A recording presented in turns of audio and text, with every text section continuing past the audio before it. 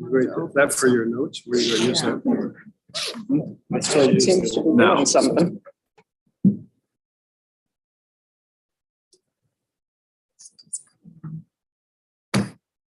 We okay? We're all set. Okay, so welcome to our advisory committee and everybody that's in the audience tonight. Welcome. This is the first meeting of the advisory committee. So good evening to everybody and welcome. On behalf of myself, Karen Schneider, I'm the mayor, and our council, I want to thank you for your interest in the future of our village and your commitment and time and talent to our comprehensive planning process. This is the first comprehensive plan for our village. The overall goal of the comprehensive plan is to enhance the appeal of our village and the value of the land and property throughout, while retaining, if not enhancing, the unique historic character and quality services of the village. For the advisory committee, the process is intended to draw out residents' options about life in the village, visions for the future. These opinions will be augmented by outside perspectives from buyers, sellers of village property, as well as public data about housing trends, populations, demographics, recreation, environmental preservation, etc. There are 27 of you from different neighborhoods, backgrounds, family composition, length of time in the village. You will learn more tonight about your role and responsibilities, as well as the timeline for the planning process. You have a key role in sifting through all of this information, defining key issues for the public to then discuss in depth through public forums and/or neighborhood meetings. Chris Hopkins is our consultant from CT Consultants. Chris, you want to stand up maybe? Wave? Okay. The village has contracted with them for their expertise in community planning. They were selected by a group of residents in 2019, although the launch was delayed until this year because of COVID.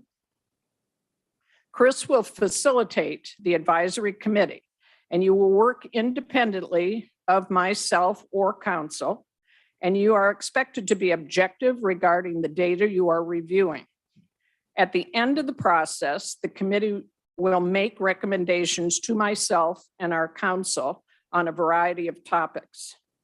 Chip Allwerder and Sandra Turner are the council members serving as project managers for the comprehensive plan. Their role is to ensure that the planning process is moving forward in a timely fashion under the contracted arrangements. If you have any questions or comments at any time throughout the process, please reach out to either one of them or both. We thank you for your commitment and we look forward to seeing the results that come out of it. Thank you so much.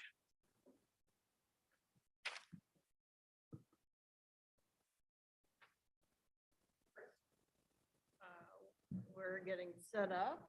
Okay.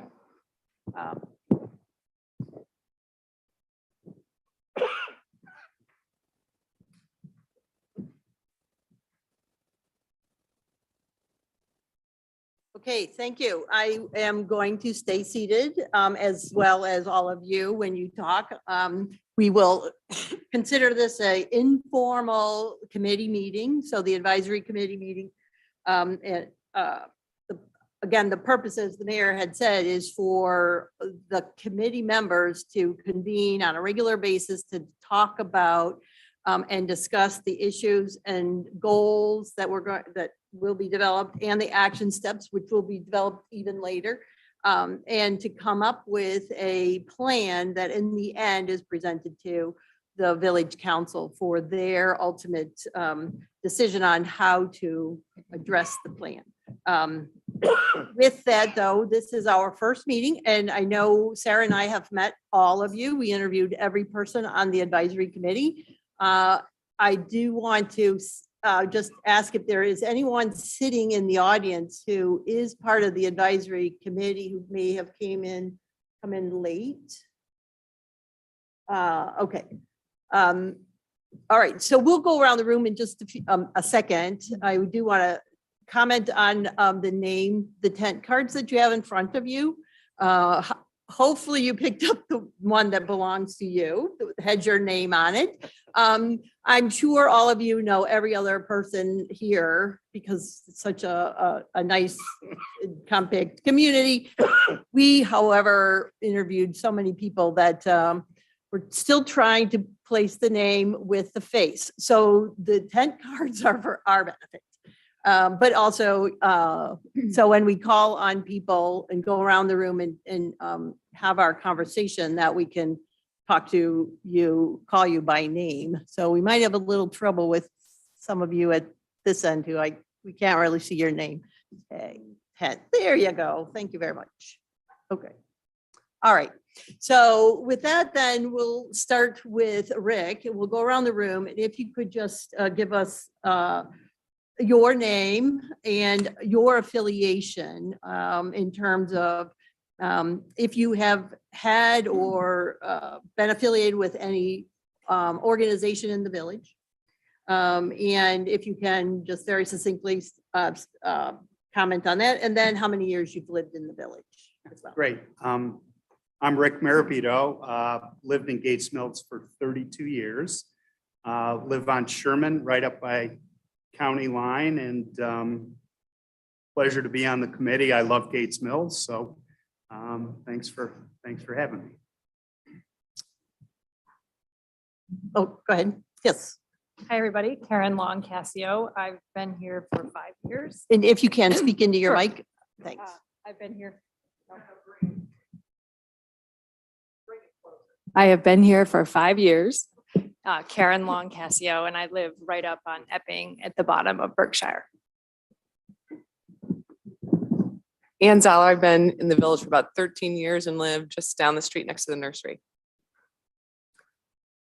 I'm Nathaniel Smith. I've been here since '68. I guess that makes it about 54 years. And I've been active with the Gates Mills Land Conservancy for probably a decade or more. I live on Epping Road and Deerfield. Hi, I'm Linda Lako. I live on Chestnut Run, which is off of Sherman Road, and I've been a resident of the village for 34 years, and I'm, like Matt, have been involved with the Land Conservancy for at least a dozen years. Hi, good evening. My name is Sean O'Hagan. I live over on Colvin Road, just around the corner here, across the street from the school. I've been here in Gates Mills a little bit more than 6 years, and I've participated on the school liaison committee. I'm Will Kraus. I'm a newbie. I've just lived here since December. Came from Westlake, where I was the assistant planning director for 32 years, and very happy to be part of this process. I'm Lee Gale. I live on Old Mill Road, right up towards County Line, and I've been a resident for over 16 years.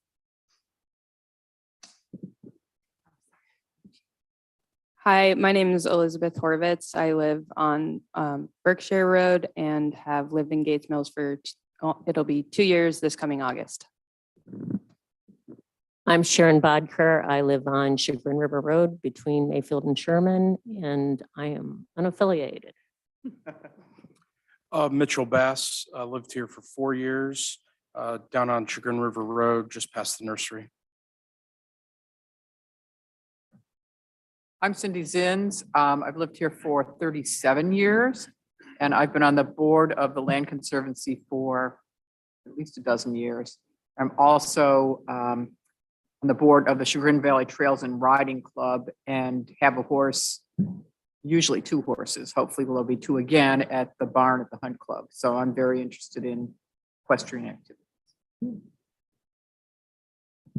I'm Jen Pinto. I've been here for just about 5 years now.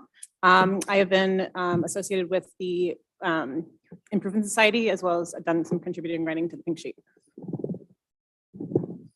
Hi, Rob Galloway. I live on Chagrin River Road. We've lived there for 29 years. I've been affiliated with the Gates Mills Land Conservancy for over 25 years. And decades ago, I was also part of a group that studied what we call the community impact as to the revitalization of the village. Hi, I'm Al Cowger. I live on Dorchester. I've lived in the village for 12 years now. And I guess my only other major activity with the village has been, I was on the oil and gas study commission that looked at fracking in the village a couple of years ago. Hi, I'm Erin Schenk. I live on Chartley Road, been there about 10 years. And then during my high school and college years, my family lived on West Hill.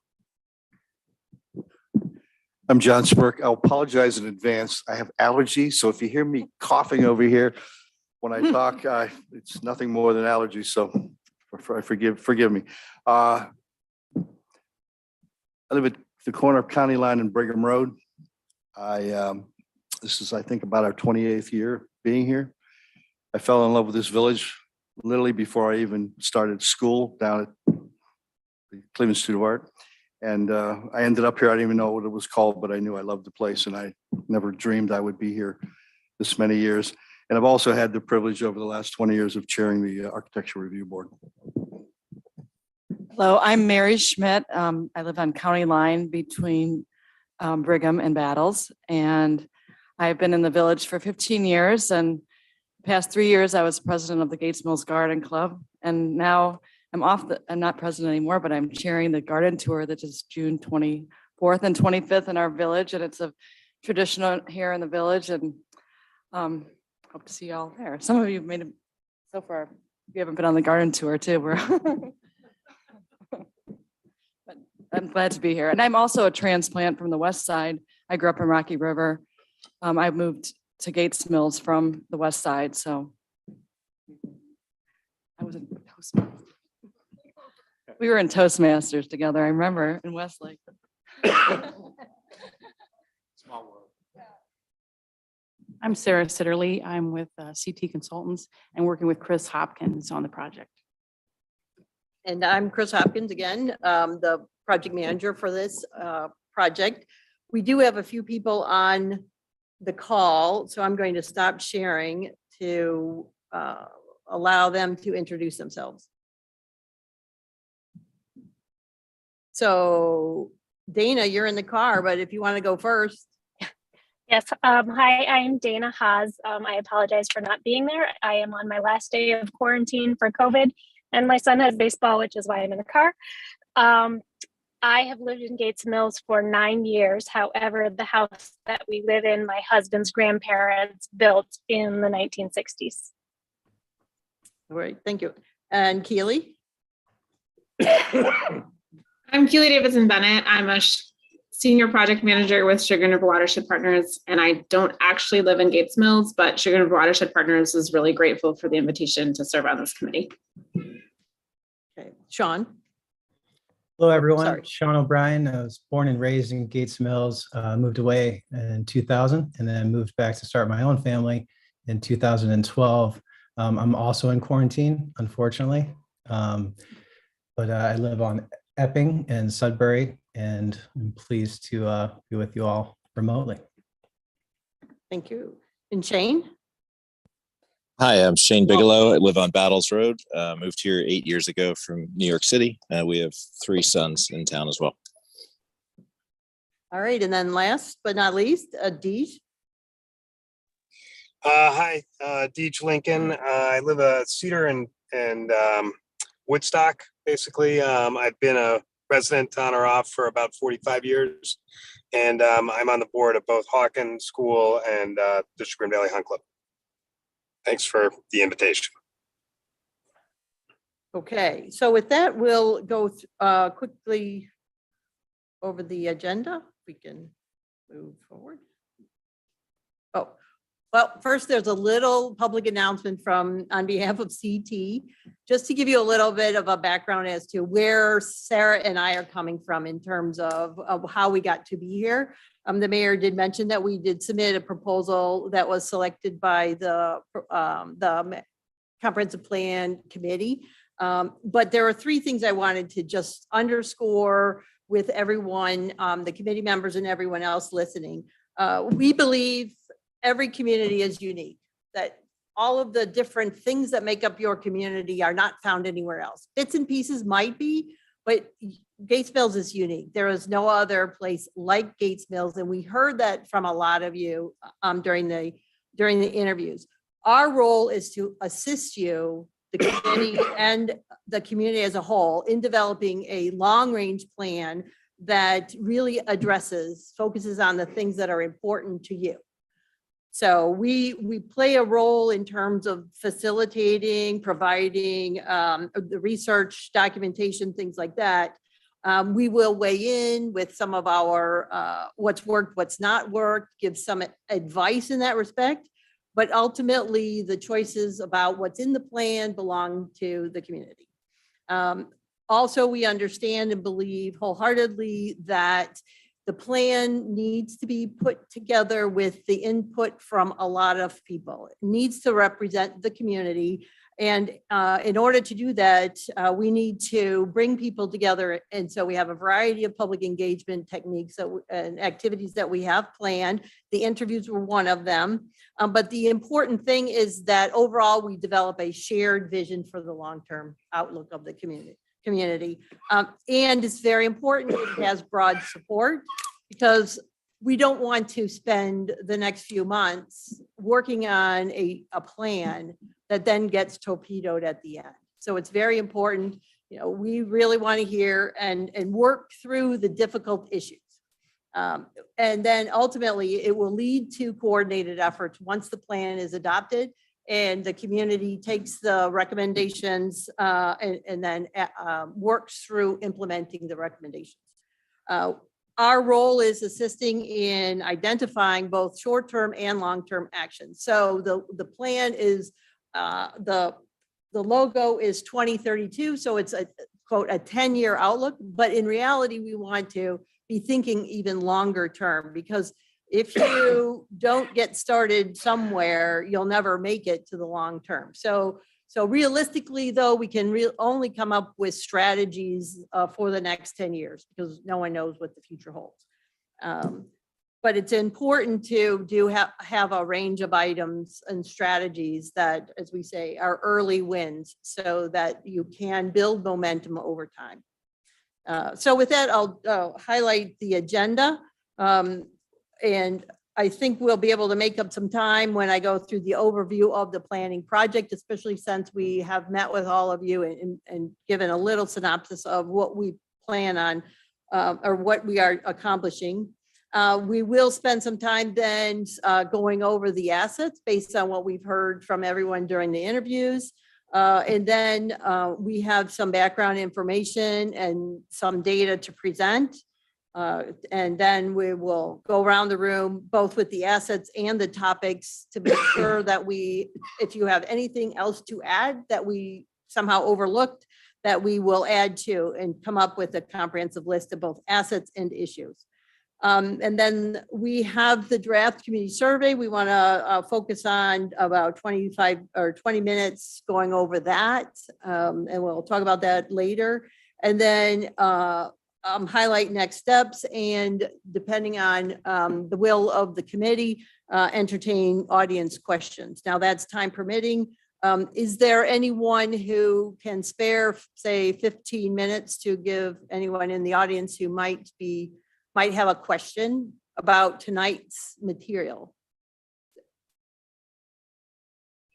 So if you are okay with that, yes, raise your hand if you're okay if we go to 8:15. Okay, all right. Thank you. All right, then with that, we'll go through, we have an overview of the planning process. again, a comprehensive plan is thinking about the future, and it is a guide for making decisions. So the goal of our process is to think about a wide range of issues that are facing the village. It's physical, economical, and social, to address what should be done over the next few years to reach your overall vision. There are a number of benefits to proactively planning for the future. One of them is it gives you the chance to look at a wide variety of statistics and see where you are right now today and how you got here, to help then decide what sort of steps should be taking over the next 10 years to actually achieve the overall goal for the village. It's very important to consider and balance competing interests so that we do have a comprehensive plan and set of strategies and a vision for the community that does address those interests. The process builds consensus. Now, I know that the term consensus in this sense may not be the literal definition of it, but the idea is that over the course of the advisory committee's meetings, we will discuss and come to agreement on what is addressed in the plan.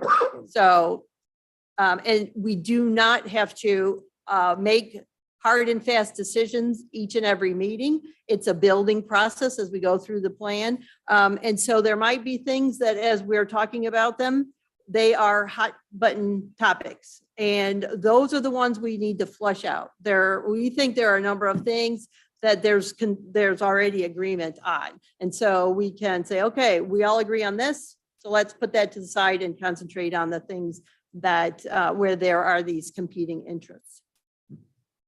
The essential elements of a comprehensive plan are the goals and objectives. So that's where we will, as a group, set out and specify the goals for the future of the village. There are a set of goals already that was adopted back after the growth management plan was prepared. That included a set of goals, and we'll share those with you at the next meeting. But there's a lot of consistency from what we've heard from the committee members and the others we've interviewed, that those remain valid. Also, then the discussion will be supported by research and analysis. And so some of that we have shared with you already, and we'll go over that today. As I mentioned, it's a long range outlook. So generally 20 years plus, but the action plan is where we're getting into the 10-year timeframe. The key thing also is making sure that there are strategies and action steps that definitely guide the implementation of the plan. Most of the action steps are going to be what the village council and the planning commission, the architectural review board, those official bodies of the village, but it also would be, could address other things such as the level of services, the types of services, things like that. Then underscoring it all is to make sure everybody understands that the plan is a guiding document. It is not a set of regulations. And the difference between that is that the regulations are laws that everyone has to follow. The comprehensive plan will identify, to the extent that the committee moves in that direction, often does identify changes or possibly new regulations that could help achieve the goals. But that's something that the plan would identify and include as recommendations. If in order for them to get implemented, it would be under the action of the village council, and to the extent the other administrative aspects of the village. So again, just to underscore a few additional elements of the comprehensive plan, it sets a vision for the long-term vision, provides guidelines, The guidelines are intended to be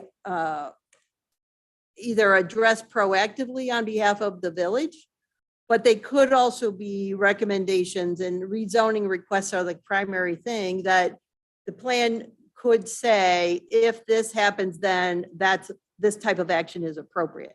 And so the village wouldn't proactively make changes, but the village, if someone approached the village and said, I see your plan recommends this or encourages that, I would like to do that. Then the village has that, they have the comprehensive plan in place that says, yeah, we already thought about it. We already thought that was a good idea. So that will help in making decisions. As I mentioned, it identifies implementation steps, and some of them will be easy to do. Some of them may require additional research. So that's one thing to keep in mind, that we do have a limited time frame and a limited budget. So the plan could say additional studies are necessary. So that's something to keep in mind. The plan will document the rationale for why the various policies that are being included in the plan, why they are appropriate in specific locations or at specific times. So just to be very clear that the where and the why and wherefore are in the plan, but the plan itself will change no laws. And so I'm going to contrast that with zoning, because while we fully expect to have more than just land use or land preservation techniques or environmental management techniques in the plan, regulations are the primary thing that people think about and that are addressed. So the key thing is that the plan will or could, depending on the outcome of the discussion, could address various types of regulations that could be or should be considered. However, it's up to the elected officials to then move in adopting or implementing the recommendations of the plan. It's just if you are, for example, talking about the zoning regulations or any changes to the Architecture Review Board rules and regulations, things like that, anything that's regulation like that does require a separate adoption process that's already spelled out in the codified ordinances. So nothing we do will be adopting anything formally like that. And then just a final note that the comprehensive plan oftentimes will have recommendations, as I said, if this occurs, then that type of action is appropriate. However, if this were making any sort of recommendations related to zoning or Architecture Review Board or anything like that, despite it being in the plan, if the zoning or any of the other regulations do not change, then existing regulations continue to govern. So I just wanted to be very clear on that. One of the key things with any comprehensive plan is public engagement. And as I mentioned, our goal is to make sure that whatever that comes out of this process is supported by the community. So the goal is to engage as many residents as possible. And by doing so, that ensures that the community buys into and ensures ownership of the plan. So again, the worst thing for me and for you would be for all of us to spend time and money going through this and then having a plan that someone throws in the trash and says, this wasn't done right. So we don't want that to happen. We want it to be done right. So there is ownership, that the community can pick it up and say, this is a good document. I really like, might not like everything, but I really like the plan. I think it's a good guide for our future. It's also important to underscore that there might be things addressed in the comprehensive plan that do not have one single technical answer. I can't tell you what you should do with Village Center. We can't do that. I mean, we could make some recommendations, but ultimately what happens within the village is up to you. And, but we can provide recommendations. So it's important to keep that in mind. We will reach topics, talk about topics where there might be differences of opinion, but there's not one right answer. And again, underscoring, communities have choices. And so that's where not a single technical answer in many cases related to how a community changes over time, how you manage that change. It's your plan and needs to be embraced by the community. So the first aspect of it, well, let me just, so we have these items on the screen, the various ways in which we're conducting public engagement. So the advisory committee, which I have a slide on, I'll cover the teams. And then later on, we'll talk about and we conducted the stakeholder interviews back March and April. And then public forums, online survey, and social media. So we'll cover all those. The advisory committee, you members are really the key component of the public participation process. You are the primary group of people who are charged with formulating the plan in the sense that you're not necessarily going to be writing it. That's our role, taking on that technical job to actually write it, but it's coming from what you agree is going to be in the plan. So it's going to be a back and forth process. We're going to listen to what you have to say. Then we will put it down on paper and give it back to you. And your role is to say, did we hear you correctly? Did we forget something? Or in the span of time from the first meeting to the second meeting where we put it down on paper, did you hear something else from your neighbors or come up with something, remember something that you forgot to mention? So again, it's a building process that will be something for the committee to continue to weigh in on. Every meeting will be, again, a building process. If you're not able to attend, I would encourage you to read the materials that then would be posted the next day so that you do keep up with the discussion. The advisory committee was deliberately selected. The idea was that you as a group, you do indeed represent a full range of community interests. Some of you are large property owners, some of you live on a small lot. Some of you have lived here a long time. Some of you are like Will, is I think the newest one on the committee. But everyone brings a unique perspective. So you're here as based on your experiences living here. So it's important when you think about your role, and we have more later, but your role is to communicate with the committee in terms of what your viewpoint is and where based on your experiences. So another aspect of our community engagement process is these three teams that are subcommittees, so to speak. The outside perspectives and research team has been already engaged since I think in January. They convened and we have a presentation from Mr. Chuck Spear later on about the research that they've done so far. But this is a team that was assembled as a way of engaging more residents, but also tapping into the expertise and the knowledge of the resident base. And also as a way of expanding the research that could be done. Because again, our budget for the comprehensive plan was what the village agreed upon. And then this was a way of expanding upon that research. There's also the PR and Communications Committee, and they're the ones who came up with the logo. And they are the team of people that are going to be and have been writing things for the pink sheet and will be adding on to the website on the village's webpage for the comprehensive plan.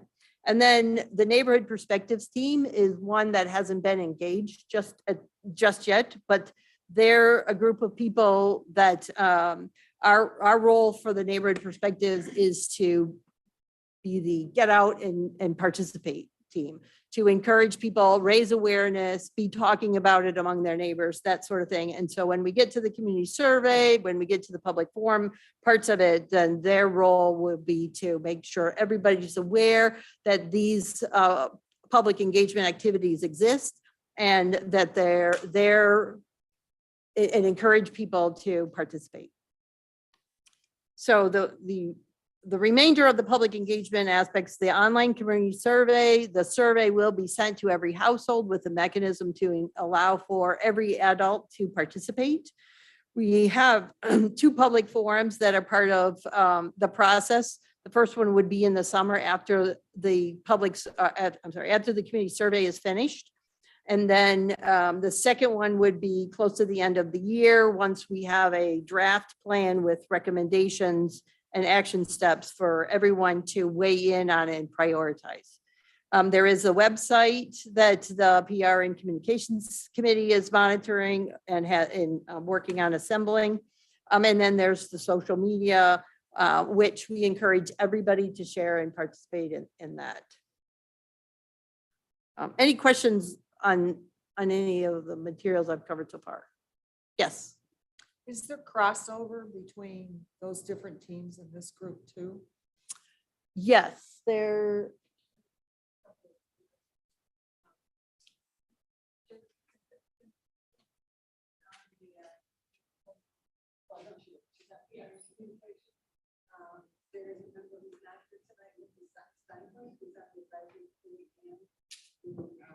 Outside perspectives, right? And so is Will. Yep. Yep, and Will, yeah. Thank you. Anyone else? Okay. All right, so the planning process, just again, really quick. So critical to understand where we are today. In 2022, usually it's a 10-year look back to see what's been going on. The census data and other data that we presented, passed out earlier this week, gives you a synopsis of some of that data. But it's key to understanding where we are today and then thinking about the future, the long term. So it says 2032 plus. So it's long range planning. What is it you envision for the future of Gates Mills? And then the key thing is to create the roadmap.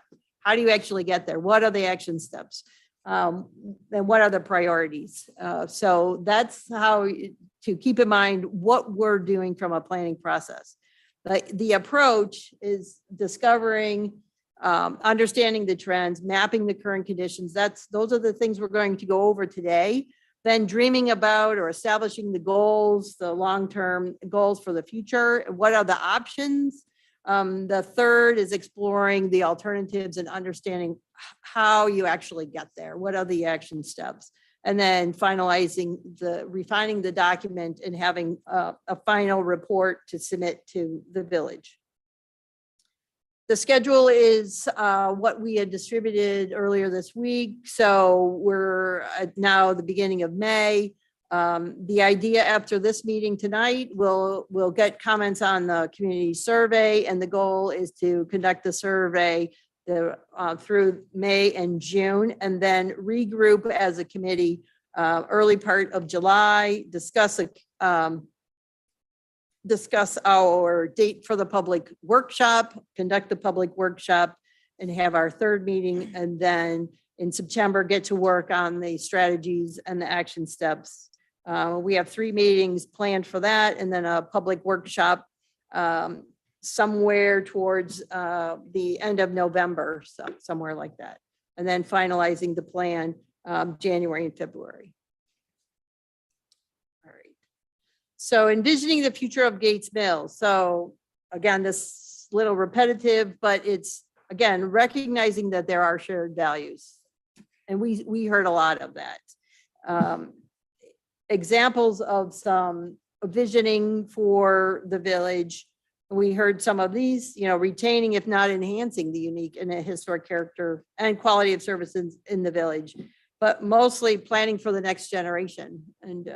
recognizing that there is a need to encourage the next generation to step forward. Implementation steps, here are some examples, whether or not, ultimately these become part of it, that's up to you.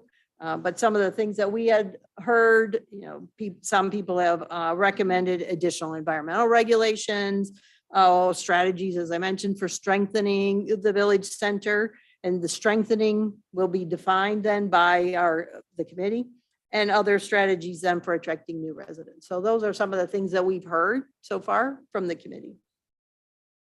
Now, just briefly go over more specifically what's expected of the committee.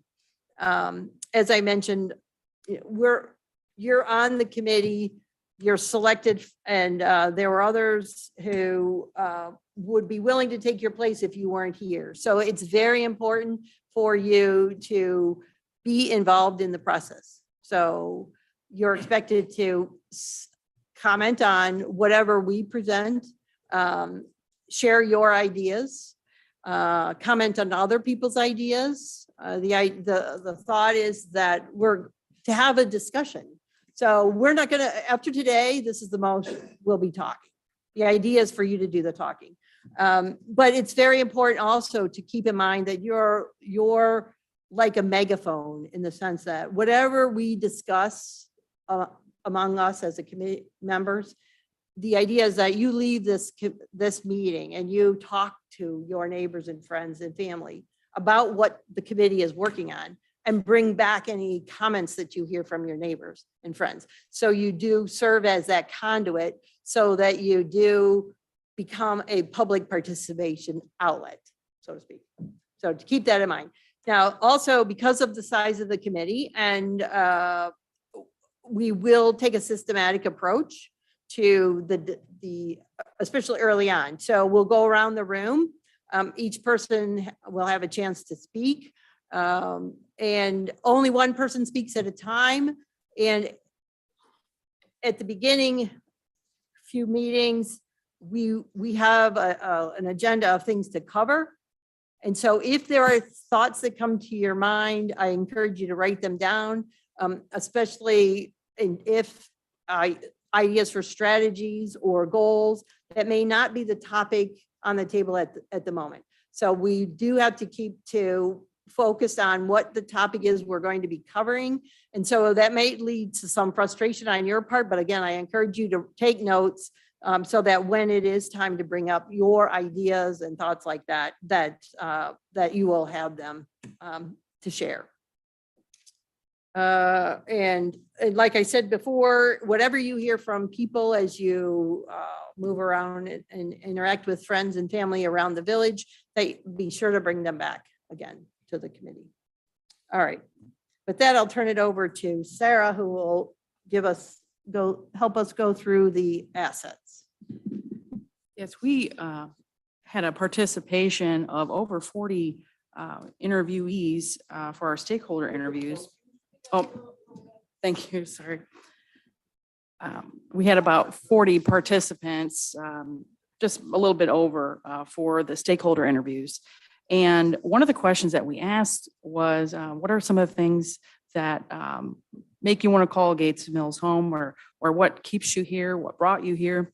And these are the assets that emerge as part of this process. And the first one is the location, and that there are nearby amenities, that I-271 is nearby, that provides great access. The village has a country living with city amenities just within 5 minutes away, retail, restaurants, and healthcare. It's close to urban areas, but is a unique place without too much commercial activity. And people had mentioned that it reduces the need to replicate a lot of these services and amenities within the village. The second was the Chagrin River Valley Natural Environment and its beauty. People love the beautiful and valued resource for the area, and mentioned that the recreating along the river, and there's overwhelming support for preservation of natural features in the village. And many noted the desire to keep the lush appearance of the forested areas. They said the village provides privacy and peace and quiet, and that people value the bucolic setting. The character history of the village was also a theme that emerged, and that the history of the village makes it special, and that architectural standards give the village a historic appeal. And some had questioned the extent of the historic district. What we heard was there are some historic homes that don't exist within the current extent of the district.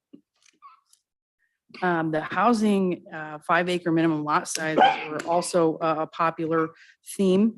And that has enabled the community to retain its appearance, character and integrity, and as well as contribute to preservation of the natural environment. And people love the traditions and community events in Gates Mills. That was an overwhelming theme that emerged. And there's a very strong sense of community and also a desire for additional events for people to get to know their neighbors. As far as the services from the village, many like the service department staff and feel they're very helpful and very responsive. And there's a great appreciation for what they do.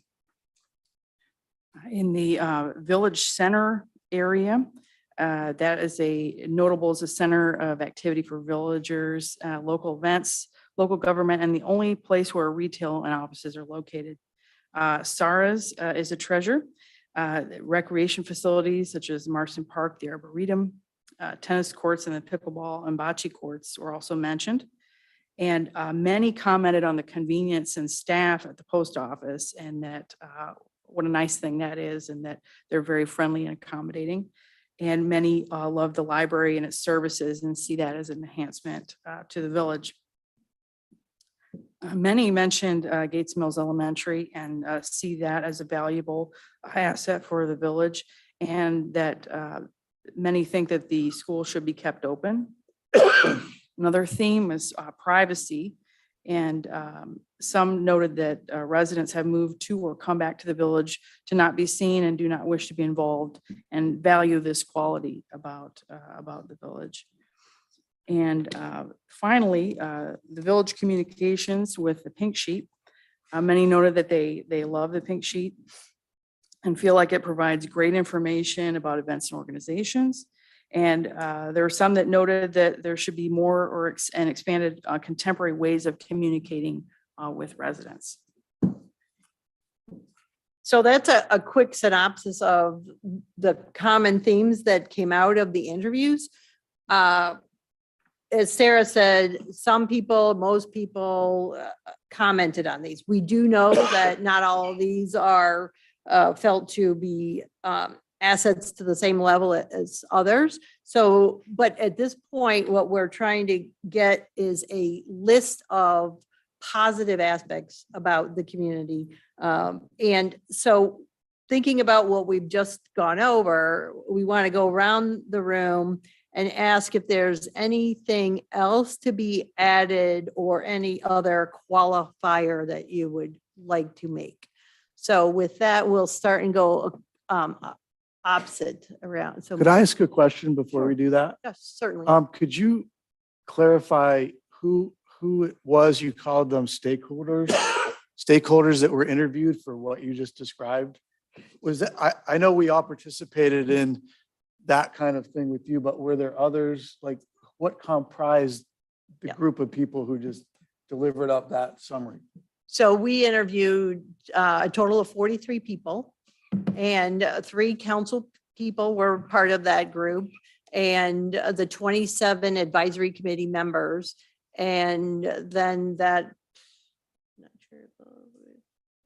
remainder of that group were people who were identified by the village mayor and Sandra and Chip as people who had been involved in the village in the past, or people who were recognized as somebody who had some participation with the village. Yes, go right ahead. I can give you a lot of them. We had Dan Collister, we had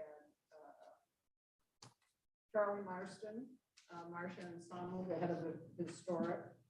We had Sean Riley, a former mayor. We had Jerry Bohink was one of them. We had okay.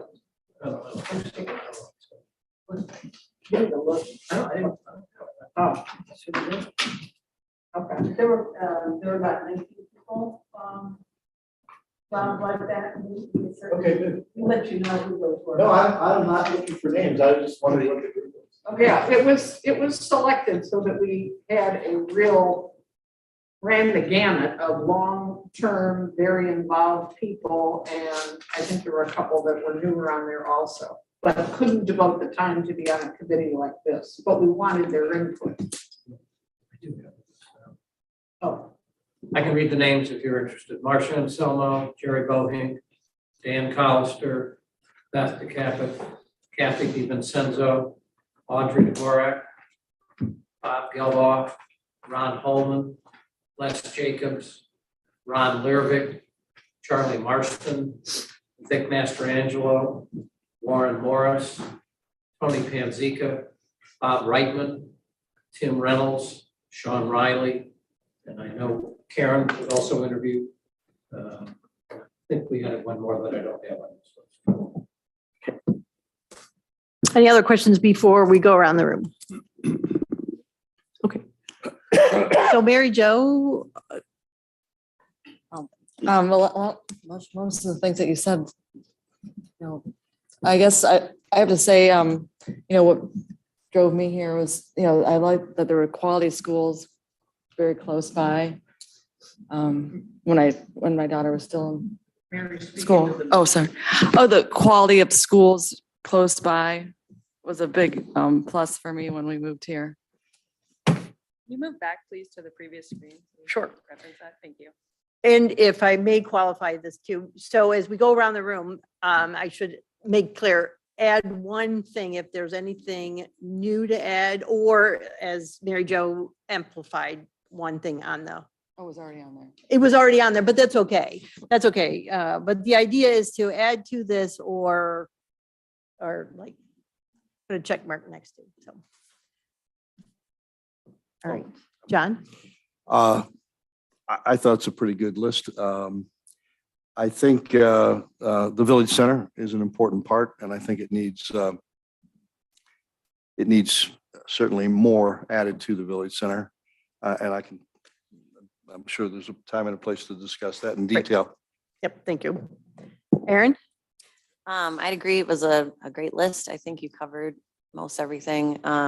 Definitely planning for the next generation. I have a 10 and a 12-year-old, and my parents still live here, and so we really want to preserve, but also grow. A lot of things about Gates Mills. So I agree with the village center topic, and just recreation in general. I'd love to see like a walking path or bike path at some shape or form someday. I really miss that we lived in Chicago for 12 years, and I miss that. All right, thank you. Al?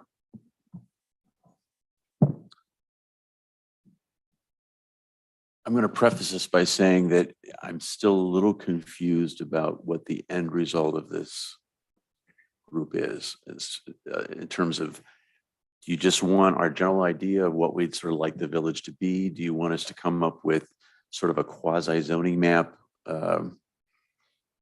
I'm not sure what our end result is here. So that's a good question, because I don't know what our end result is either. Okay, so I'm not the only one confused then. No, I'm not. No, let me clarify. So the end result will be a written document that will identify the list of the vision for the community and a set of goals. So one of the goals right now in the growth management plan was protecting and enhancing the natural environment. So I think that's one that's going to be eternally, useful and valid for this community. But but to the extent that there are additional aspirations and goals for the community, we will flush those out. Not today, but at a future meeting. The first part of this project is understanding the existing conditions and identifying the issues that we will address in the comprehensive plan. we're talking about assets first because the assets help us to understand what's valued. The asset, having a comprehensive list, a good list of the assets then helps us address and identify the issues, because oftentimes the issues are, how do you protect your assets? So it's, and as I said, it's a building process. So today we're focusing on the assets and then getting a complete list of issues. Okay. Those are our two main topics for today. Okay. In that case, I guess I'm going to, I hate to say, look at the negative side of things. I think this group needs to identify, we have these assets, but where there are conflicts, how are we going to resolve them, or should we? That's right, but that's not today. Okay. But definitely, and that's a key component of this. Once we get our lists solidified, which they won't be until after we get the results of the community survey. And then once we're building our list of assets and issues / challenges. Okay. So that's where today we will not resolve anything.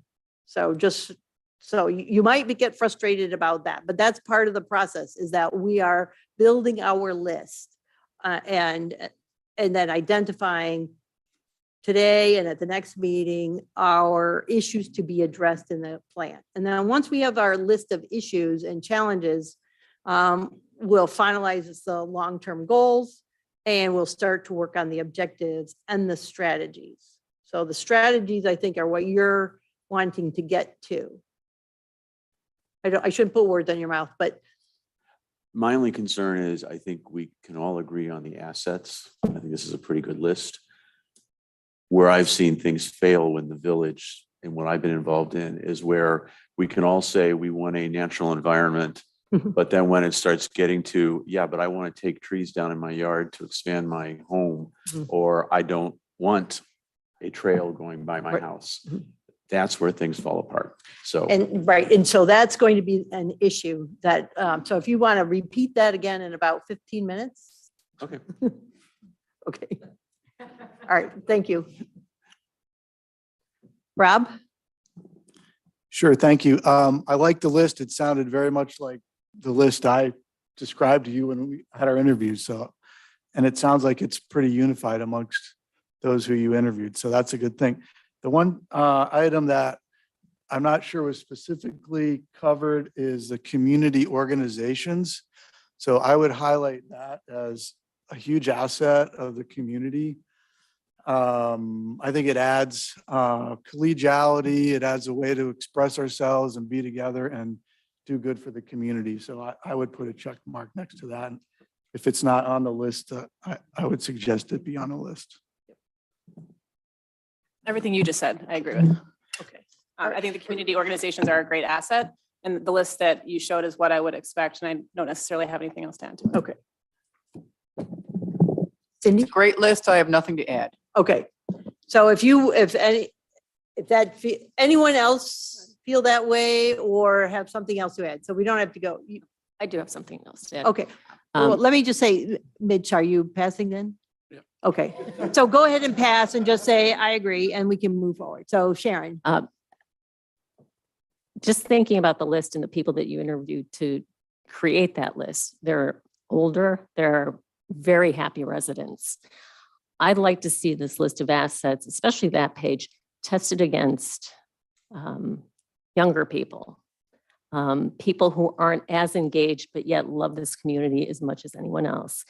Because I think there is a split. I think some people, for example, don't get a heart attack, but some people don't like the pink sheet.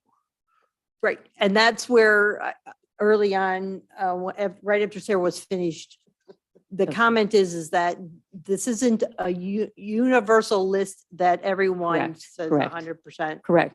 But the feedback is right now that that's a great list and all that. I think it needs to be tested. That's my point. Good. Sense of safety. All right, thanks. I was going to actually add the fire and police department as well. Especially having a resource officer readily available to us at our elementary school and just so integrated into the community. I would just like to put a check mark by the architectural character of the village center. I'm also a trustee of the Western Reserve Architectural Historians, so. I don't have anything further. Okay, thanks. I think the maintenance of the downtown area as well as the streets. And if you've ever had to travel up Sherman Road after a 8 or 10 inch snowstorm, I have never in 34 years been stuck on that road or had any issues. We did hear that, yes. Thanks.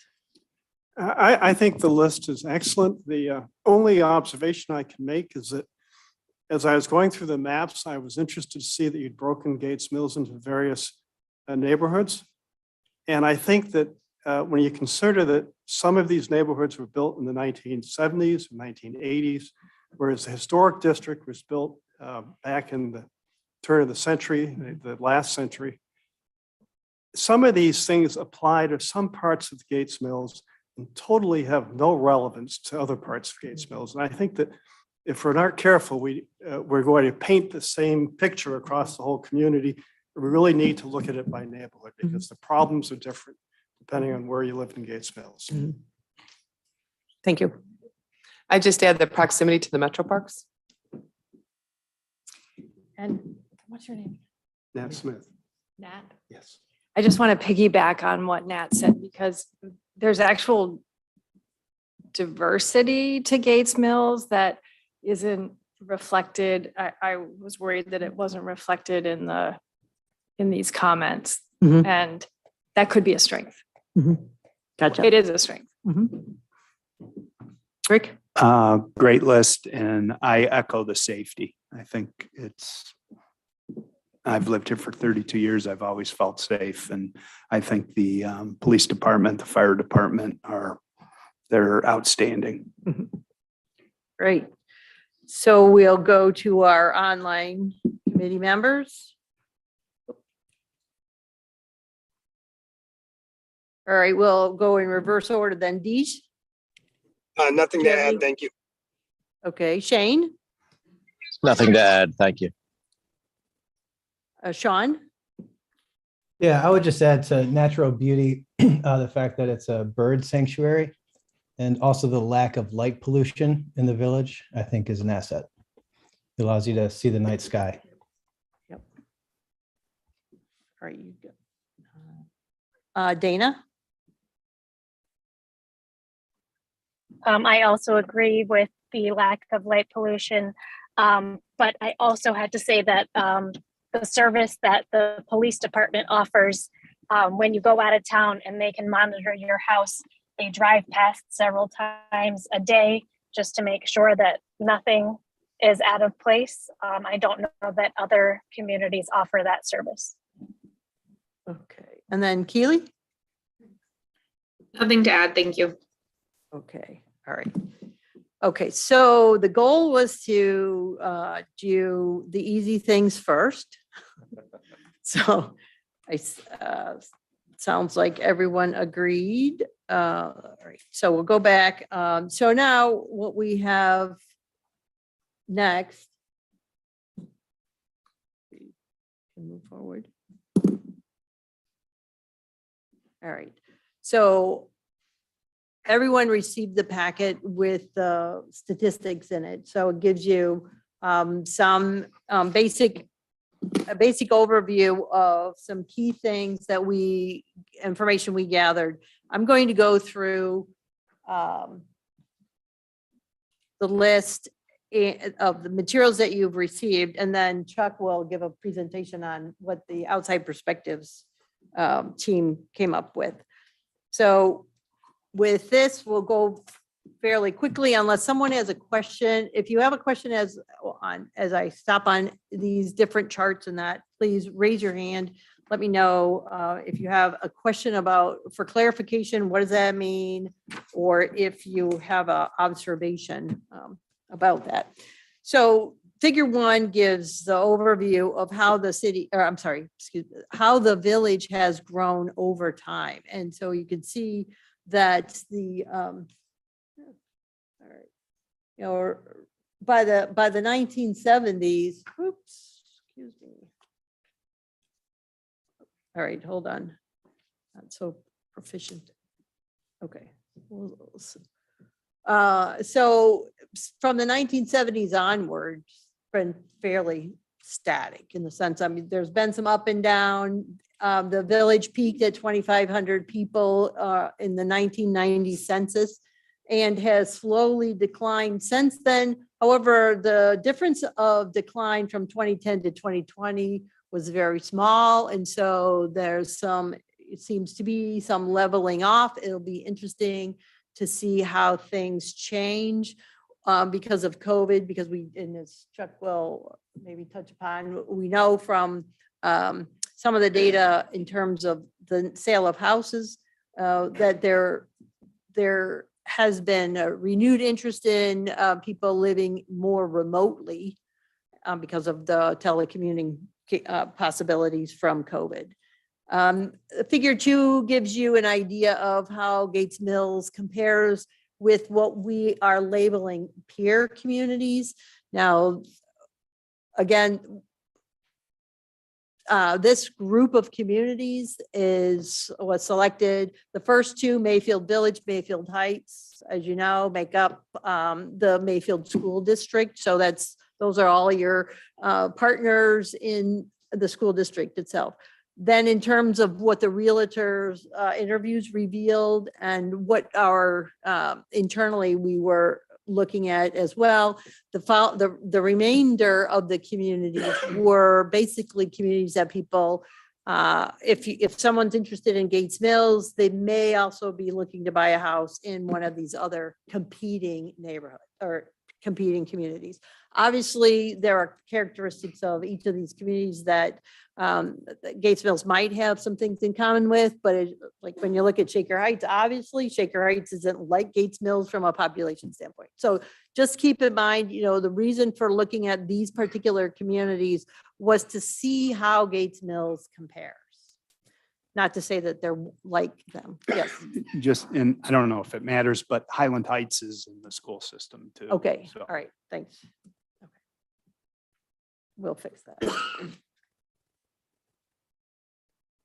All right.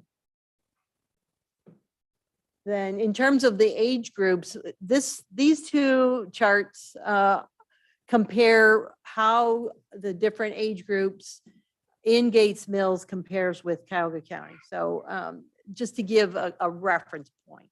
So the interesting points about this, really two things stand out for Gates Mills. So when you look at the population of residents, the number of residents aged 35 to 54, and how that's declined from 34% of the population to 22% of the population, that's a sizable shift.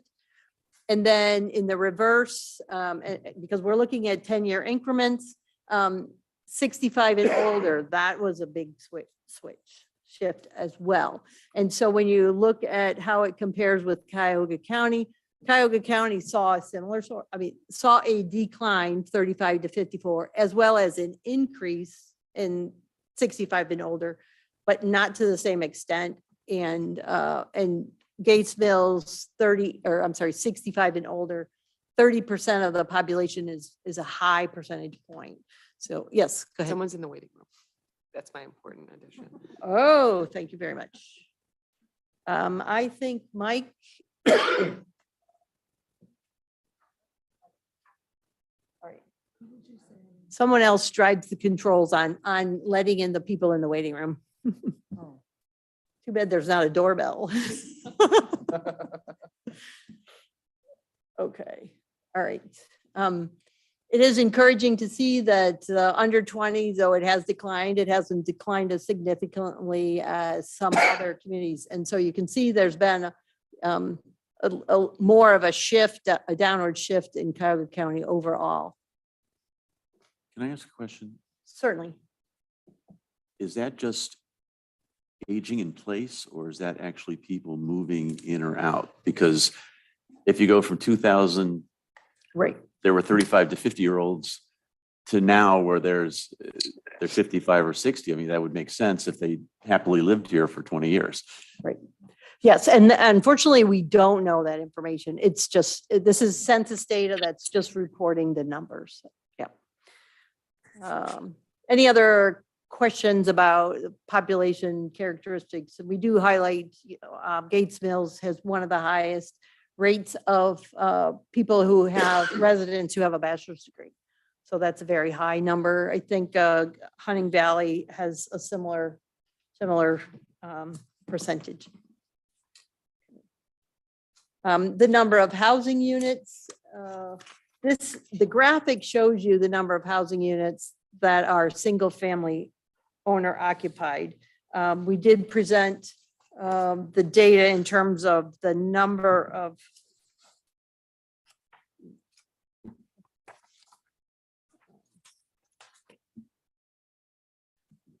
there are 97% of all of the dwelling units in Gates Mills are labeled as single family detached units. The remainder are likely to be carriage houses or something along those lines. There's really no multifamily in Gates Mills. This gives you, the graphic though shows you how Gates Mills stacks up with other communities. So you can see Hunting Valley, Moreland Hills, and Pepper Pike are all in the 90s as well from a single family owner occupied standpoint. So it's a very high percentage within the village. The reverse of the owner occupied is renter occupied. So just to be clear. In terms of the housing value, so Gates Mills is second to Hunting Valley, but as you can see, Hunting Valley is way out front.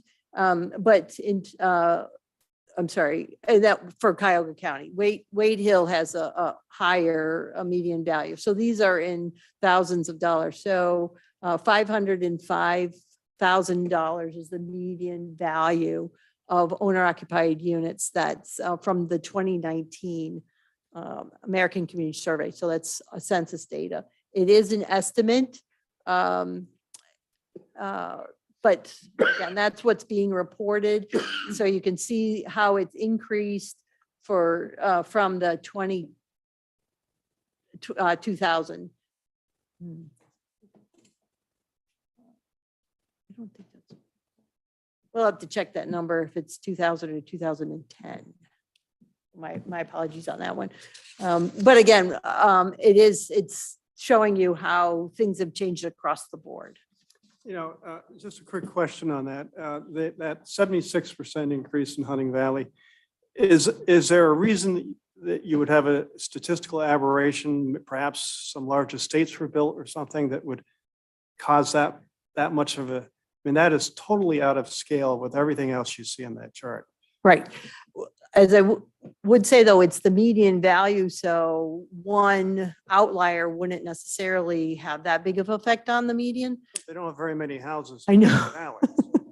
That is true. So we don't have the number of the houses reported here. Yes, but it's a good question. We will.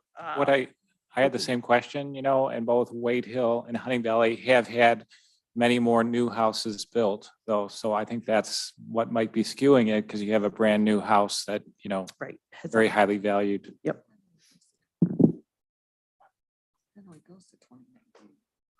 Any other questions or comments on this one? Okay.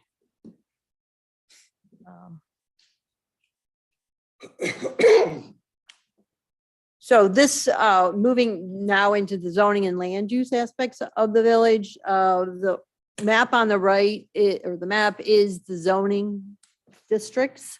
The pink is the historic district. So the pink is not reflected in the table on the right. I'm sorry, the table on the left. The U1, A1 is the single family district that has the 5 acre minimum lot size, and that's the white. So that's the majority of the village, and everything that's pink is also in that 5-acre minimum lot size. And what constitutes historic? Obviously, there's big gaps versus not. So there was somebody on here who talked about the historic. Oh, okay. So the historic district is representing the age of houses.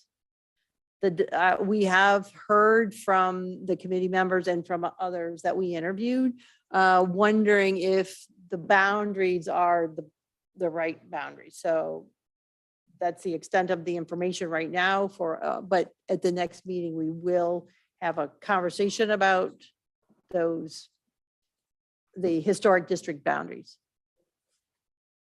There was someone who said their house is old and is historic, but not in the historic district. So, so that is something to be investigated. If I could add a question. Certainly. The zoning laws in Gates Mills start with, there shall be 2 zoning areas, U1 and U2. And suddenly somewhere U3 and U4 popped up, but they're not even actually identified in the ordinances. So I look at that map and I say, putting on my lawyer cap, there may be some fundamental problems with if we stick to that map, because it may not even be enforceable because the ordinances just are not written right. Mm-hmm.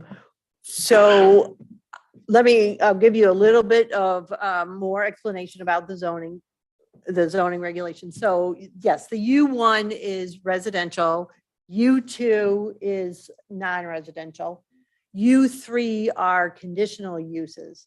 So within the U3 district, that is the green, the light green. So those, no. You can't read it.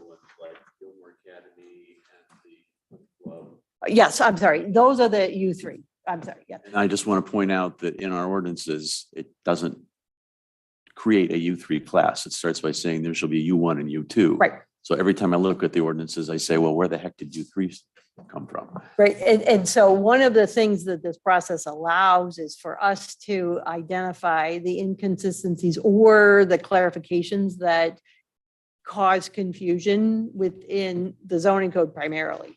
That is something that, we will discuss moving forward. What is U4? The U4 is the list of uses that are not permitted in the village. So any other questions on this? Wouldn't the historic districts be, like a legal description, giving what they were, and maybe when that was drafted, that's when certain things were a certain age, they were a certain age whenever that ordinance was drafted, and then now times have changed and more things have gotten older, but it hasn't been changed to address that. Is that one of the issues? Why somebody is saying, well, they have a historic house, but just because you have a historic house doesn't mean it's in a historic district. Depends how the historic district is defined with legal descriptions. The historic, the properties to which the historic district requirements apply is a topic that is one of the things that I think is on our list of issues to be discussed. So, because there is just what you're pointing out and what others have pointed out is that to have a good handle on what is historic and what should be regulated and how should historic properties be regulated. So it's a broader discussion. Yeah. The land use map is broken down by these different categories on the left. Anything that is in the green, a greenish color is basically protected land. So the Metro Parks land or owned by the Land Conservancy, or the lighter green is the agricultural land. And these are descriptions that are provided by the county auditor's office. So basically that's how property is being taxed. There are some corrections that we made for our purposes. For example,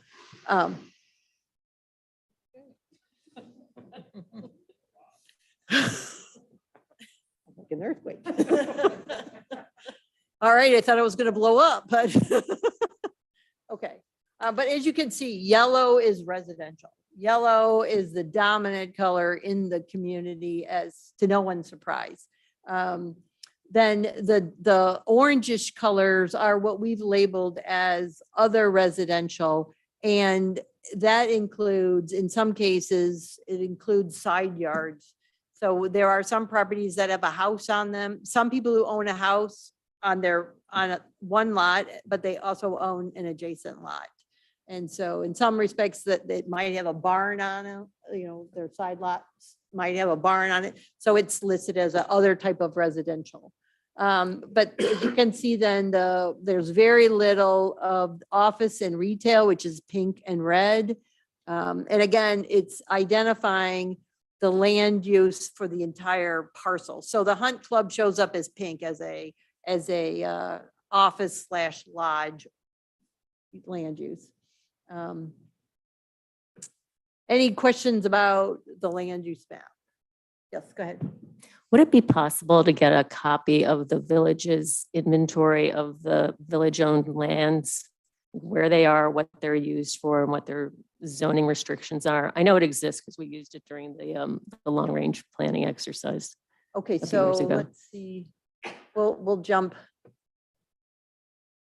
Not the land conservancy, but the village. Everything that's in, everything that's in blue, but it's the right shade of blue. Okay. So actually we have some maps, colored maps that are 8.5 by 11. If you would like to pass those around. I don't know that we have enough for everybody, but so the lowest blue on the list on the legend is village owned land. But what they have is a list of each parcel and what it is. For example, Feller Field can only be used as a park. I think that's good information to have to Okay. understand that. There are a couple of parcels that are dumps, landfills, excuse me. Oh, so you're asking for, okay, so identifying or labeling the village-owned property and what its use is. Yes, Okay. yes, and what restrictions are. It exists. They've Okay, got it. yep, we have that. Thank you.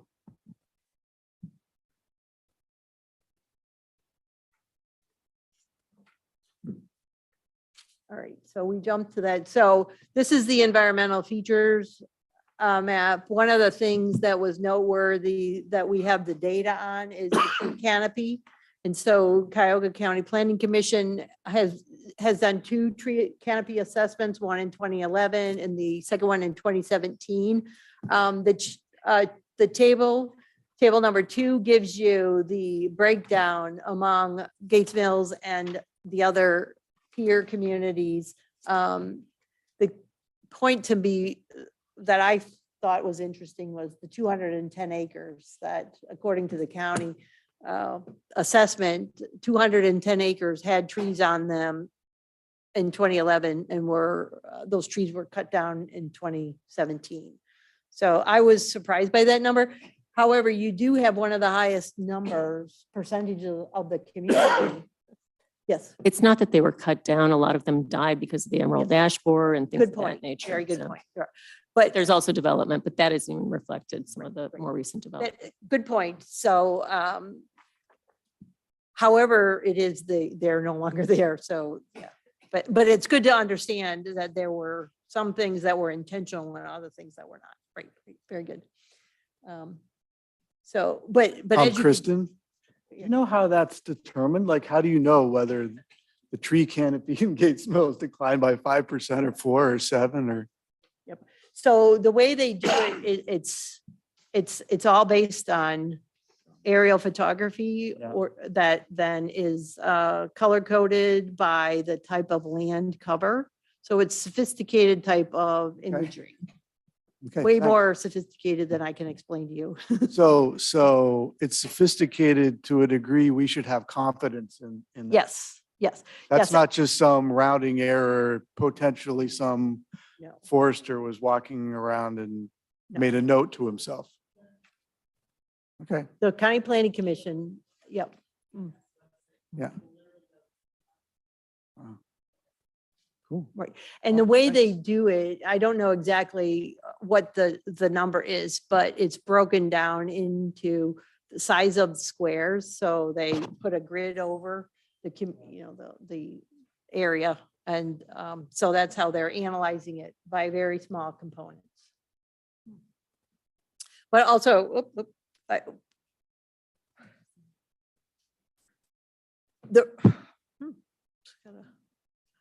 the red is identifying the steep slopes. So this is steep slopes for this purpose is 12% and over. The county green print is where this comes from. And the green print used to identify the difference between 12% to 17 something percent, and then anything 18% and over. But the data that we were able to get lumps the two together. But anyways, the key to that is steep slopes should not be built upon, should not be disturbed, blah, blah, blah. So that's one of the things that also that creates distinct areas among the village, because if your neighbor is up high and you're down low, then that's probably, you're not in the same quote neighborhood typically in terms of characteristics of house, things like that. So that's one of the components of the neighborhood map that we'll get to that we used. And then also the Chagrin River has the floodplain's identified on this map as well. We talked about the village owned land, but also the beige color is what's owned by the metro parks. And then the remaining colored properties are owned by the Land Conservancy, or they are privately owned with a deed restriction or a conservation easement. So those are what's color coded and should be visible in the color maps that we distributed. So that gives you an idea. 24% of the village is included on this list. What are fee-owned properties? Owned outright. So what that means is when we have the database of all the properties in the village and who owns it, each parcel. And so on that database, it clearly says that the Land Conservancy owns the property. Anything that's owned by easement or by a deed, I'm sorry, that has a deed restriction or a conservation easement, we got from Nat. Nat provided us that list. I think this is draft because I think there were some things that we had to fix yet on this map, and we heard from Courtney, the engineering company too, that they're working on this map as well, updating this map. Is that correct? Yeah, minor changes. Minor changes, yeah. Okay. So one of the things we also heard from a number of people was tax rates and how much taxes people pay. And I see that the screen cut off. So there should be a third digit on that right hand column, but that's in thousands of dollars. So just assume it's a zero for now. We're round up or round down. But that gives you the value per acre in terms of the land. So again, this is from the Cuyahoga County property records.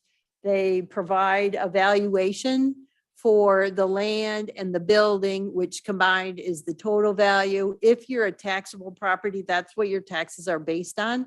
So we did do some analysis to identify, say under the taxable property, if it's a residential property with an easement or a deed restriction compared to without or easement or deed restriction. Now, again, these are totals that then give the value per acre is the average value per acre.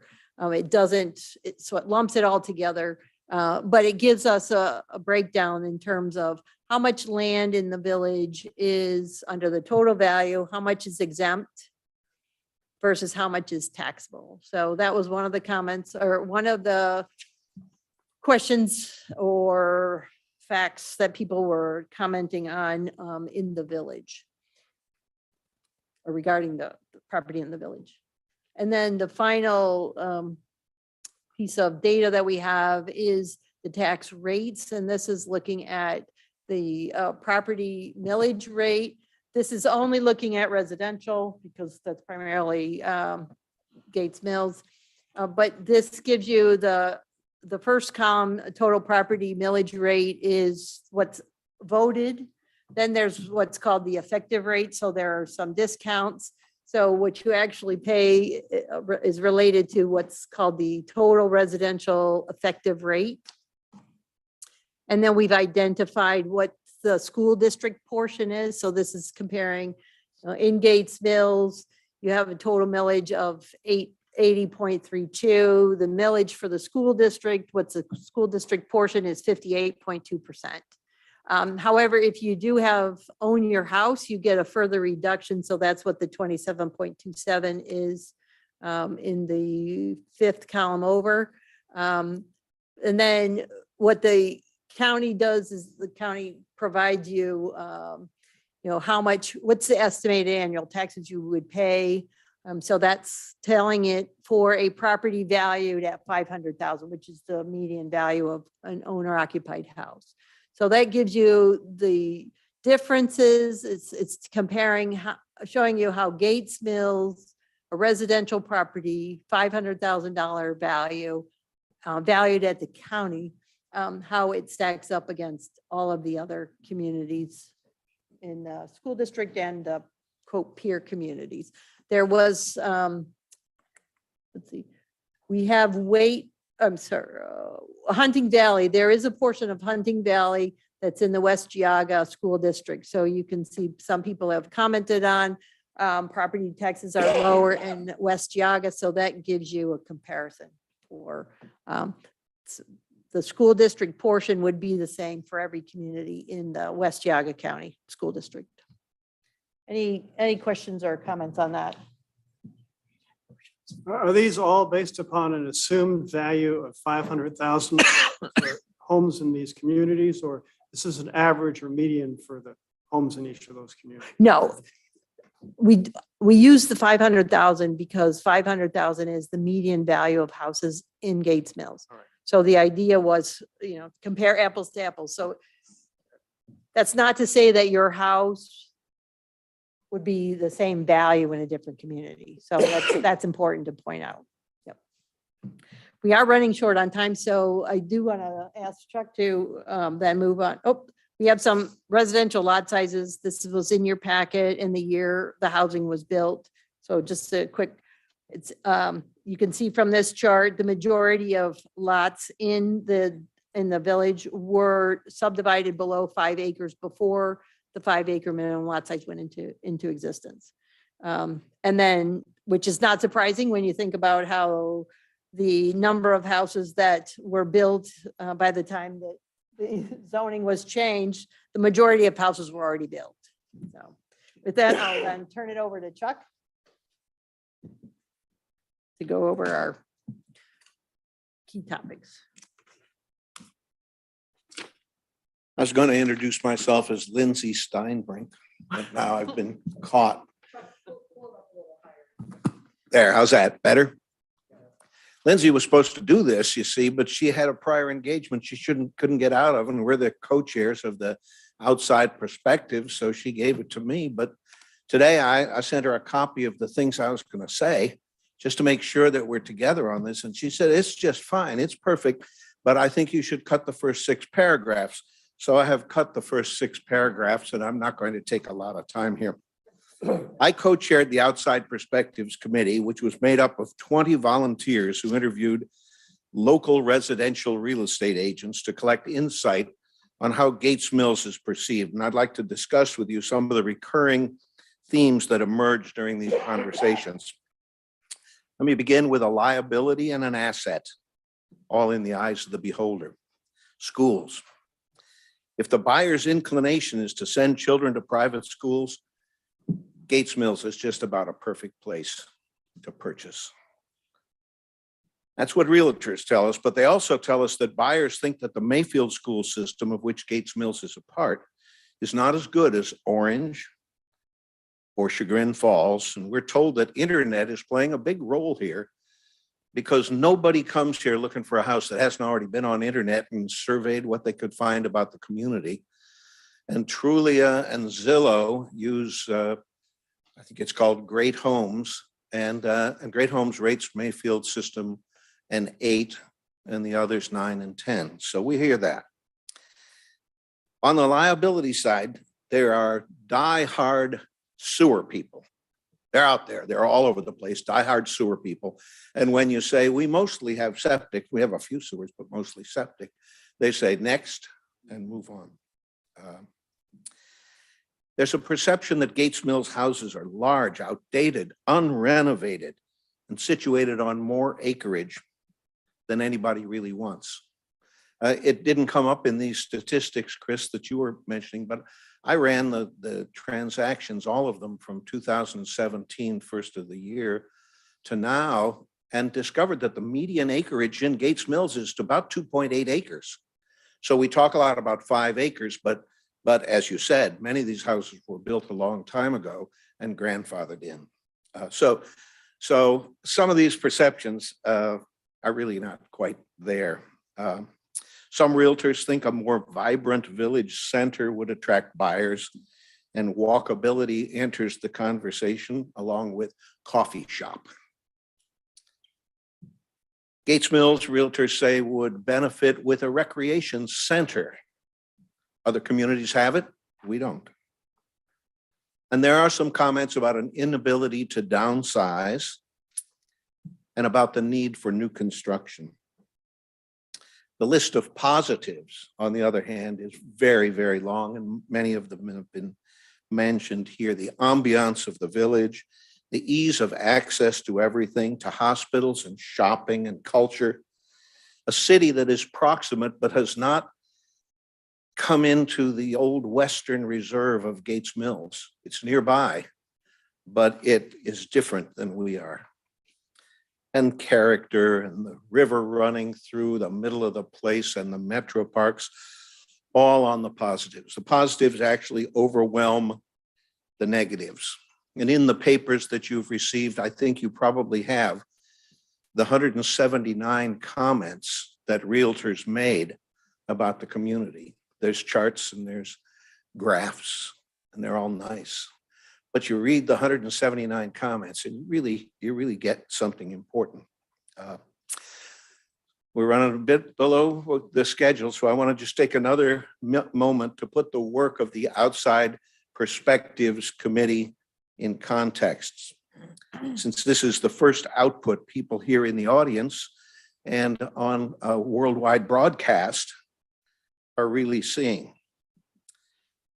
This is a really very small part of what this undertaking is about, the soliciting of the opinions of realtors. And that's what we have here. We have opinions, and I don't want anyone going away with the feeling that we agree or that these are our opinions. And I don't want anyone to place undue importance on this work. It is the preferences, the desires of the residents, people here in this room and out in the world, that really outweigh anything these realtors might think. And we've already heard it from the mayor, but I want to read it again from the website of the Gates Mills Comprehensive Plan. This plan aims to gather feedback from the community and provide ideas for the future, ensuring we remain a beautiful and wonderful place to live for decades to come. It will explore what residents love about Gates Mills, as well as potential areas for improvement or new services and amenities that can help us attract future residents. And the words there that are key are community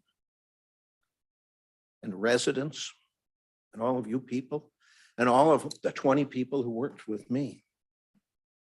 Community, residents.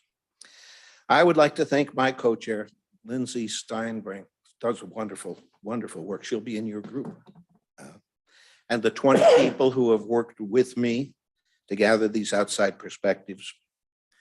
I really don't know very many of you people. A few I know. I've been here a year and a half. I came from Venice Beach, California.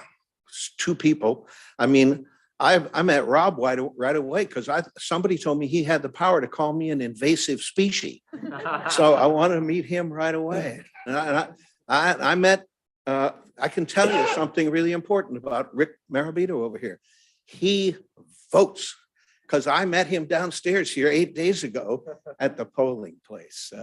So I just want to say to the mayor and to Chip and to Sandra, thank you very much for giving me this opportunity to serve this village. You didn't know me, and I really appreciate it a lot. That's what I got.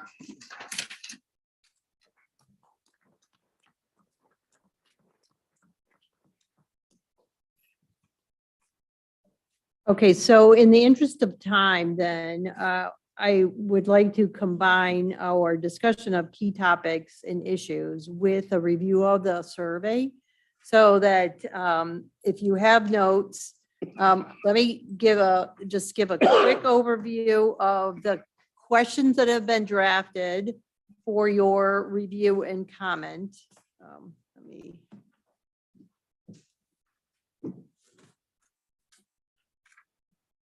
Share my screen.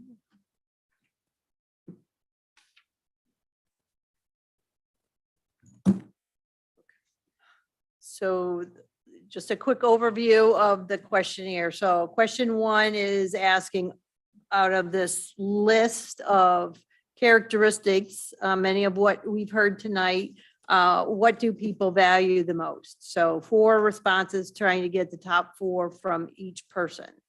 The second question is asking, the next group of questions are related to the village center. So trying to understand how often people come to the village center, and then what do they think are strengths and weaknesses of the things that are in the village center, such as the post office, village hall, et cetera. And then the amount of development that's there right now. Too much, just right, or too little. And then the next group, or the next question is related to the residential areas, and asking people to weigh in on whether these 9 different attributes of homes and neighborhoods, whether they're a strength or a weakness. Number 6 is looking at the community services and the utilities. So we ask about public safety, et cetera, and throw in there also electrical utility service. We heard the number of people lost electricity, blah, blah, blah, that sort of thing. And then broadband. Question number 7 is related to existing roadways and the safety and management, and that, and I should say, and also talk about parking in the village center. Question number 8 is about natural areas and parks and recreation facilities.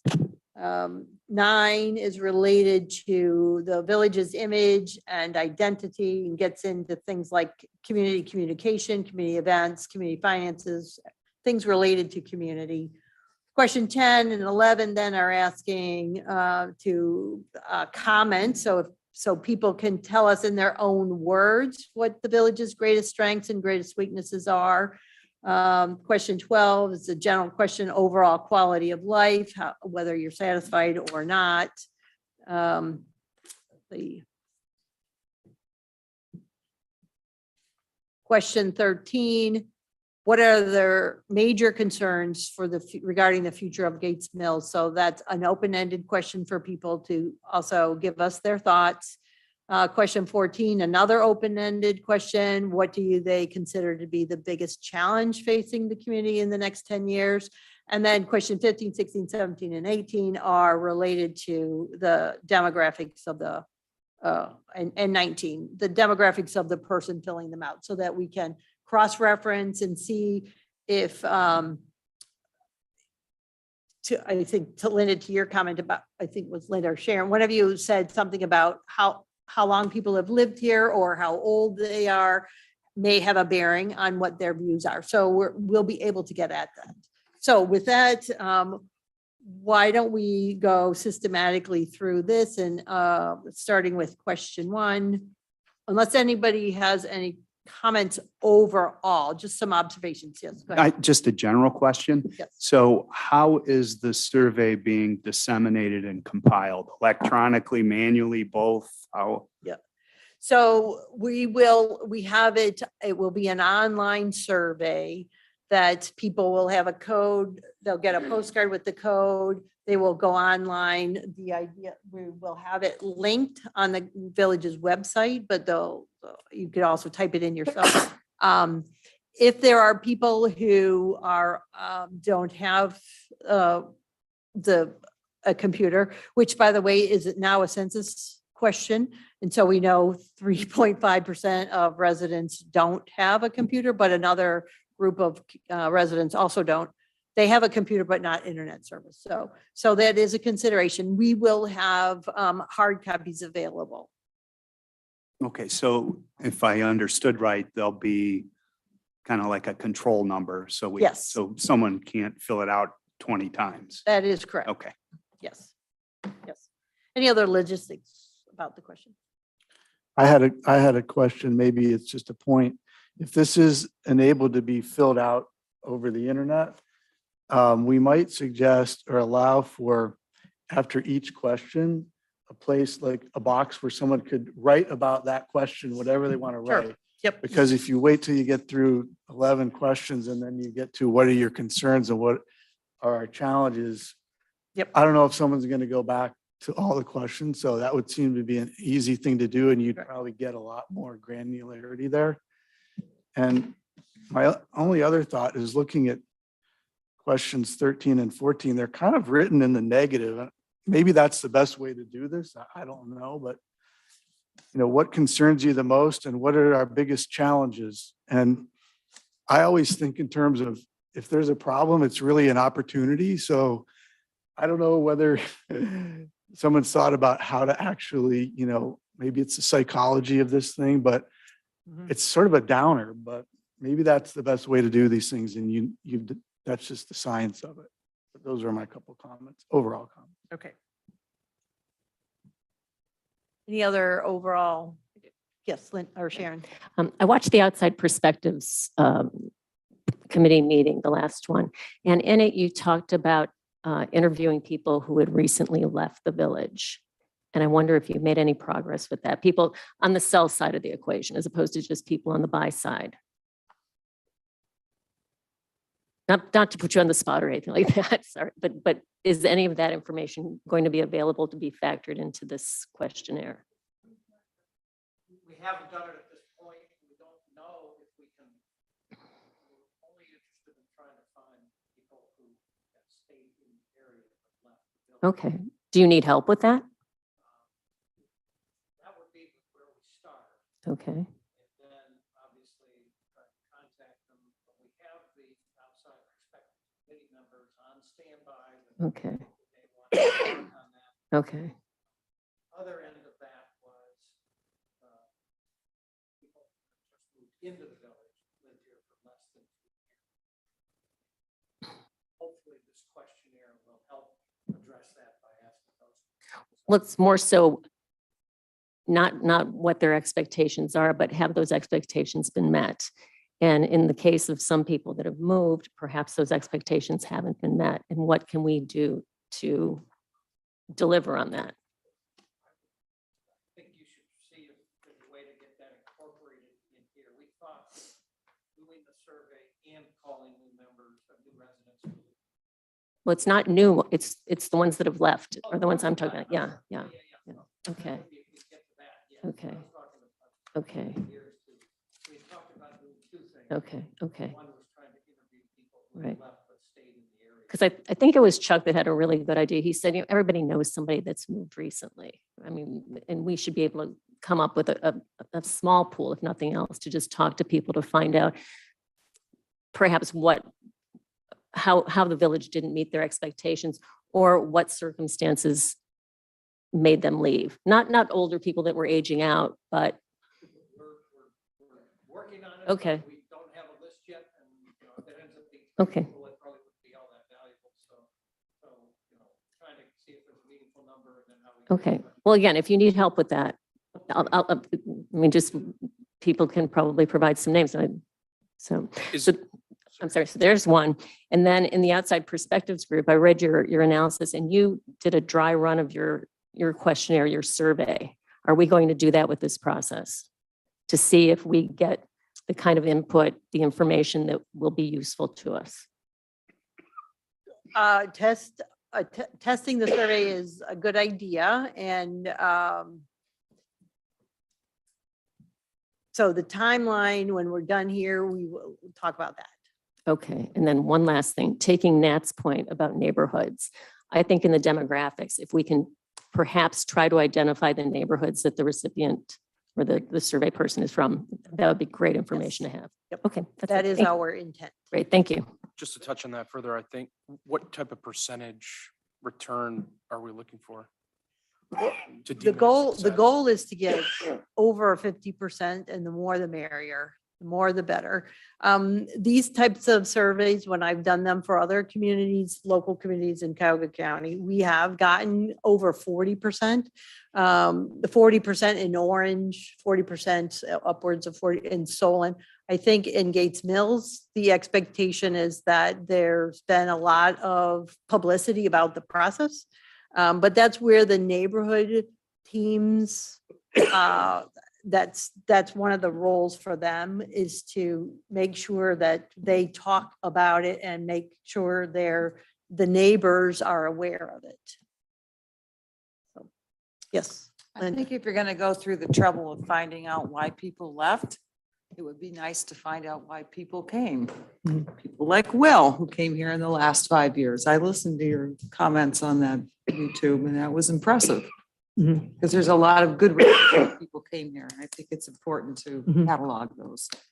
So are you suggesting then that that be a specific question on the questionnaire? It could be. Could be, yep. Okay. What led you here? Okay.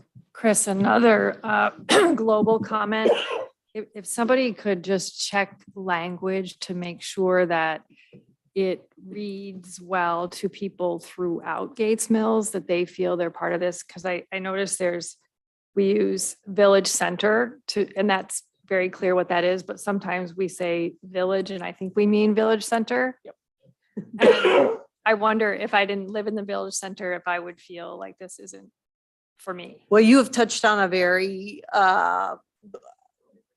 important idea or concept, because as Sarah and I were talking to everyone, we kept wondering, what is the name for this place? There Right. doesn't seem to be a name, because yes, if you talk about the village, sometimes people talk about the village and they do mean coming down Right. to the village center. So the idea was to describe the village center, but we can include a map or a photo so that people know that this set of questions relates to this physical area of the village. Yep, good point. Chris, another question. Is there a reason that you don't want to ask people's addresses or their names? Is this supposed to be confidential? That was one of the reasons, is that people are responding anonymously. We can ask, and Sarah and I were just talking about it on the way here, what their street is. So we could ask people to, identify the name of their street. But The other thought I had is that if you had a section at the end that said, if you'd like somebody to talk to you about your Yep. comments, Yep. Sign this. We or could do that give us too, your making telephone it number voluntary. or whatever, because there may be some people who are passionate Mhm. and want to talk to somebody, and this would be a way to solicit that input. good point. Yes, we can definitely do that. Yep. The neighborhood number, right. Yes, we will be, we are intending to do that. But I think to Nat's point, it is common to add that sort of, if you would like to discuss this further or something, or be added to our address list, whatever, to get that. So we will do that. Making it clear people can volunteer that information. Yes, Linda? I think it'd be nice to ask people if they've participated in any of the organizations in town or any of the events in town, because that's certainly an asset of the village. Okay. And just give them a list. Good point. Yep. This may be nitpicky. I'm just reading through the language. So in question 8, which is asking about the natural aspects of the village, numbers 7 and 8, like I personally don't know what riparian setbacks are. Okay. So it's Uh, asking about, So making sure that the language isn't jargon. yeah, I'm just wondering what we're asking for there. Like, how do you feel about Oh, okay, okay. riparian, whatever that is? And number 8 also was a little unclear. So it was in question, I think, 8, number 7. question 8, number 7. and Yeah. 8. Yeah, like, I was curious. So are we asking about regulations where homes can be built? I don't know. It gets very specific and I was just wondering Okay. about those. I lost my screen, so we have to, fortunately, it's still up on this screen. It's just, so, okay, so number 7 on question 8. No, 8, number 7. Yep. Yeah. Yeah, I think you're saying the same thing. Question 8, number 7. Right. Yep. So riparian. Any other comments? There's a typo in number 1. Just it's Route 271, not 275. Oh. I was in Cincinnati over the weekend. It's okay. Okay, all right. I think that my computer has run out of battery life. So with that, any other questions or comments on the survey itself? Yeah. Yes, so Shane? Yeah, hi. Hi. Sorry. So I think I'm a little, maybe this isn't the place for it, but I'm a little confused as to why we're not asking for more questions about acceptable trade-offs that our community would be willing to tolerate, right? Would you, accept a reduction in green land for a reduction in taxes? Would you accept an increase in taxes for an improvement to downtown? Getting some, true data. The qualitative comments are interesting, but the problem with surveys is that if you have too many qualitative comments and not enough data, you wind up ultimately just getting an opinion that is formed from not, factual data sets. So it seems like we should be asking questions that drive towards better data that we can use and analyze to figure out what represents our community and the trade-offs we're willing to accept in order to make some of the changes that are probably going to be recommended by this group. Thank you. Did someone else have a question? I thought I saw more than one hand. No. I have a suggestion for number 5. Al, okay, number 5. I think we should ask something along the lines of, if you have issues with land use by your neighbors, light, sound, parking. I like to see, we're all good neighbors, but how do we really feel about each other when push comes to shove? And I think that might also impact, somebody said earlier, there's going to be an impact depending on which neighborhood you live in.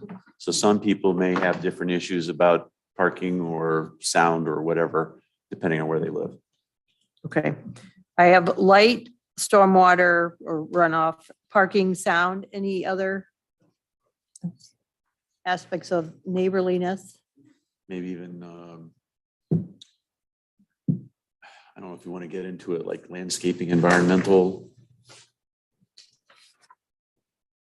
Adherence to. Appearance? Adherence to village ordinances. Like cutting all the trees down in your front yard without asking anybody. Yep. And this, I think, would be a really good one for an open-ended, anything else. So, because we'll, I'm sure, hear more. Okay. Any other? Could I make an observation? It relates to Shane's comment about trade-offs. I think that could be really important, that whole concept. My sense is we might be too early in the process to get to that level of like, if this, then that. But I don't want to lose sight of that concept, because I think what you're saying, Shane, is that's where you really get reaction. Whether something is, a strength or a weakness on a scale of 1 to 5, that could get a little bit dry and lack of utility after a while. But I'm not going to lose sight of what you said, Shane, because I don't know if this is the right place to get at it, but I like that a lot. And Yeah, to your thank you. point, That is what I was trying to get at, is just that if we don't get to that point, we won't really know what we're willing to accept or what the community is willing to accept, because each recommendation we make has a trade-off. And while we don't necessarily have to come up with exactly A versus exactly B, there are broad concepts of, would you be willing to pay more in order to have, a subset of, D, E, and F, whatever those things might ultimately be. And I think just to make this, this is a lot of time that we're all being asked to invest in order to make it, I think a reasonable outcome. It has to be more than just a report. It has to be factual representations of what the community is willing to accept in order to get to where the community wants itself to be. What you might want to do is think about putting in, like, would you be asking people if they'd be willing to participate in focus groups or other things around specific issues like that might come up. You'd know what neighborhood they were from. You could make sure that you had kind of representation and then do some specific outreach targeted to some of those key issues later in the process. and usually the public meeting, the second public meeting does weigh in, does ask people to weigh in on what's more important. But we can definitely, I think that's a good idea, Ann.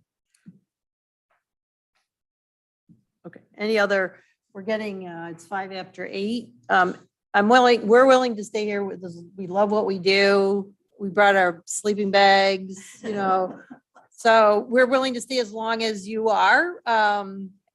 So if anyone has any comments, please let us. Chris, I have one more comment, and that is, there's no question about taxes in this.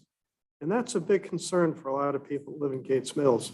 So I wondered if that's something you want to talk about later, or is that something that you just didn't think about putting in the survey? Well, that's one of those things that when you start thinking about money, then you start in some respects, you start limiting yourself, but we can definitely add a question about taxes and the value of your taxes. So that does show up on the first question, but again, to be honest, it's not included in here. I mean, I just know that that's a big issue. Real estate taxes is, some people think we pay too much. Some people think we're paying what we should be paying. And it'd be interesting to know how Prevalent that thought is. Yep, we can do that, certainly.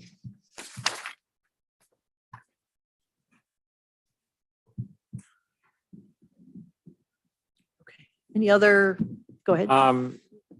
Not that you want to necessarily like think on your neighbor or whatever, but when somebody was talking about like different issues with light, and parking, and the other thing is property maintenance. Because I have been surprised to see, and I'm sure there's stories behind it because I worked for a city for 32 years. But like, fencing that somebody has just done a really quickie thing where they put like fencing over a picket fence, and it's the bad side facing out, and it's on a main street in the community. And so Will, you sound like you were somebody who worked at the planning department. yes, I get those calls. Yes, but anyhow, because and then this one, when we get to the question about trade-offs, because then that means that you have to comply with regulations. Do you know what I mean? Because people always want other people to comply, but they don't want any restrictions on what they do.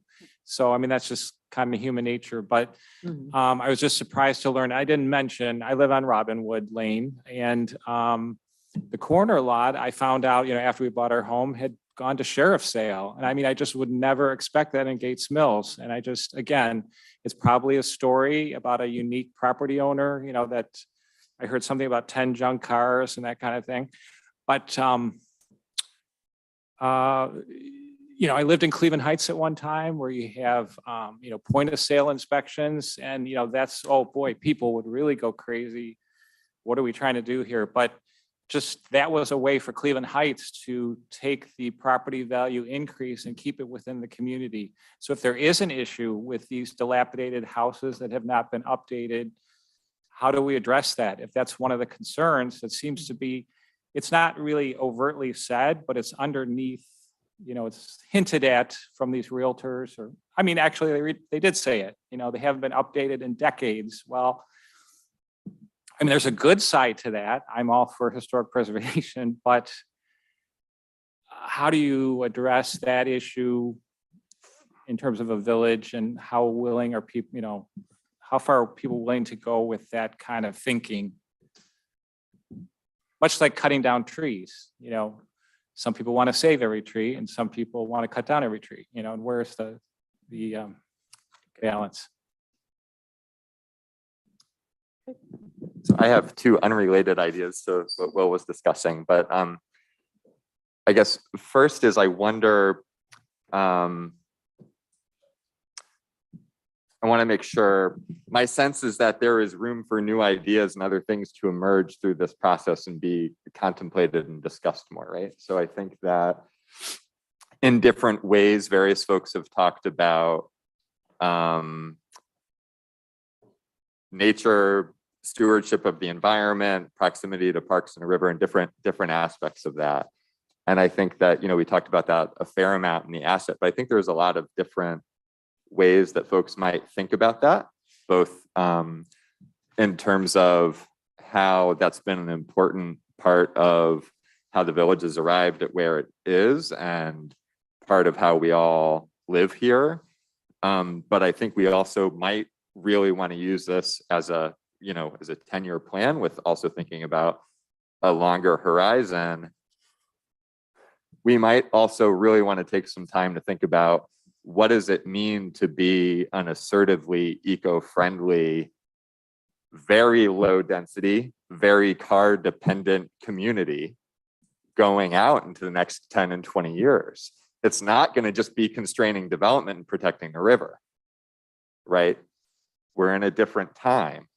And so I think we might want to have an opportunity to talk about that more. I don't see a lot of that in here. I see this being fairly kind of very of the last 10 years for our community. I'm okay with that, but I hope that we have time to really explore those ideas more in the future.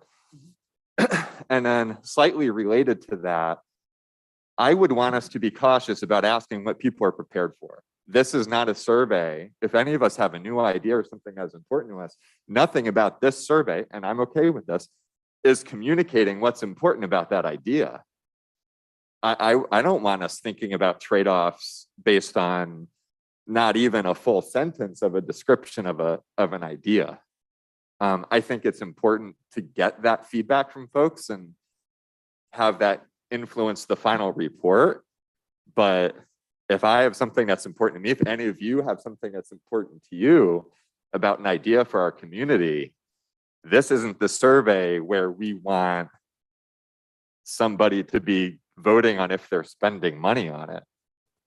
I don't think. And I'm okay with that. But like, I think that input's important. That seems down the road in the process to me. I would agree. Yeah, I would vehemently disagree. If we can't figure out the boundaries of what we're willing to do, then we're going to come up with pie in the sky ideas that won't be achievable. And so I think we have to be careful about a balance between what you're saying and what maybe I'm saying. So I think there is a balance there to figure that out. I'm comfortable having a document that has, as Chris described in the beginning, some quick wins, some things that are, you know, we have kind of actionable plans for over 5 years, some things that are aspirational over 10 years, and some things that are maybe we don't get to. Well, just I think a 10-year comprehensive plan that is all items that we have full confidence that we are going to like start implementing in the next 24 months is necessarily short-sighted. So just to give an overview of my perspective on that sort of trade-off discussion. When you, it makes sense to hear what people would like to see without first saying, is it within our means? Because if you are always only talking about what's currently in your means to achieve, then you cut yourself short. And so I would say, I would give the example of someone who wants to go to medical school. They want to be a doctor, but they grew up in a working class family. Well, you know what? There are ways of making your dream come true. So I would say that this first survey is about thinking about what the issues are and not so much worrying about how we're going to pay for it. It's a valid concern, but I think it's a concern that we want to address later on in the process. So again, as we have heard, there are people who want to make sure we don't lose sight of that. And we have 2 public forums that will come after the survey. And typically at the public forum, there are exercises to weigh in on what do you prefer. So if everyone agrees that we would focus on what we can describe and talk about concretely in this survey first, and then progress with prioritization later on.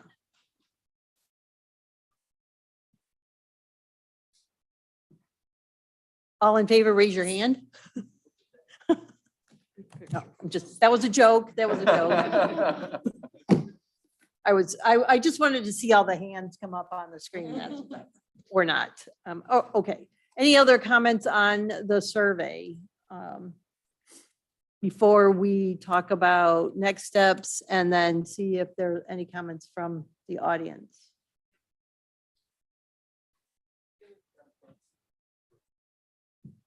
Oh, Keely, yes, go ahead. I have a question related to the discussion that we just had. Are you expecting about equal representation from the community participating in the public meetings as a survey? Or are you expecting that the survey is going to reach a lot more people than the public meetings?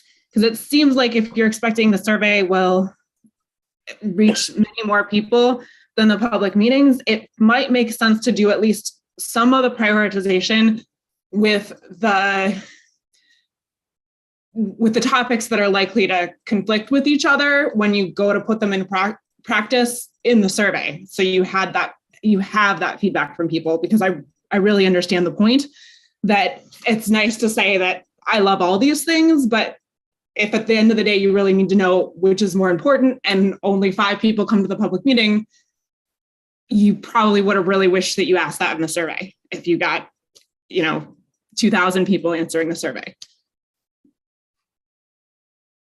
That is a good point. The hope is that we will have good participation with the public forum as well, because the neighborhood groups, team leaders, that's also one of their roles, is to encourage people to come to the public forums.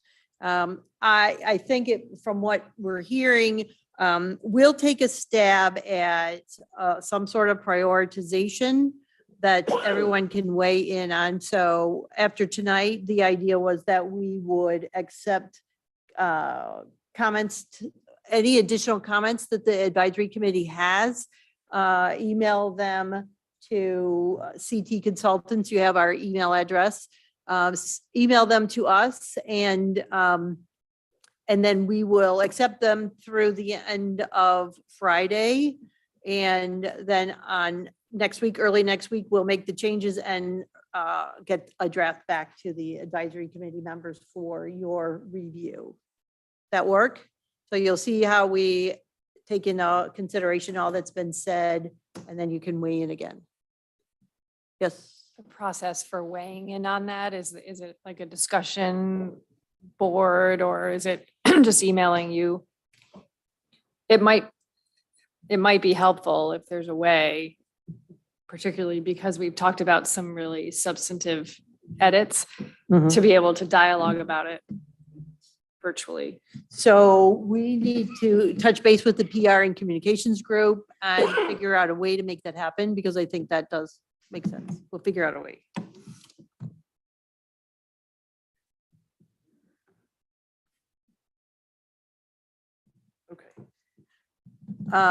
So before we open it up for discussion, let me just briefly mention our next steps. So I talked a little bit about the distribution. The timing was, we were trying to get it out by the end of next week or thereabouts. And, but I think given the conversation tonight, that we'll give ourselves a little bit more time.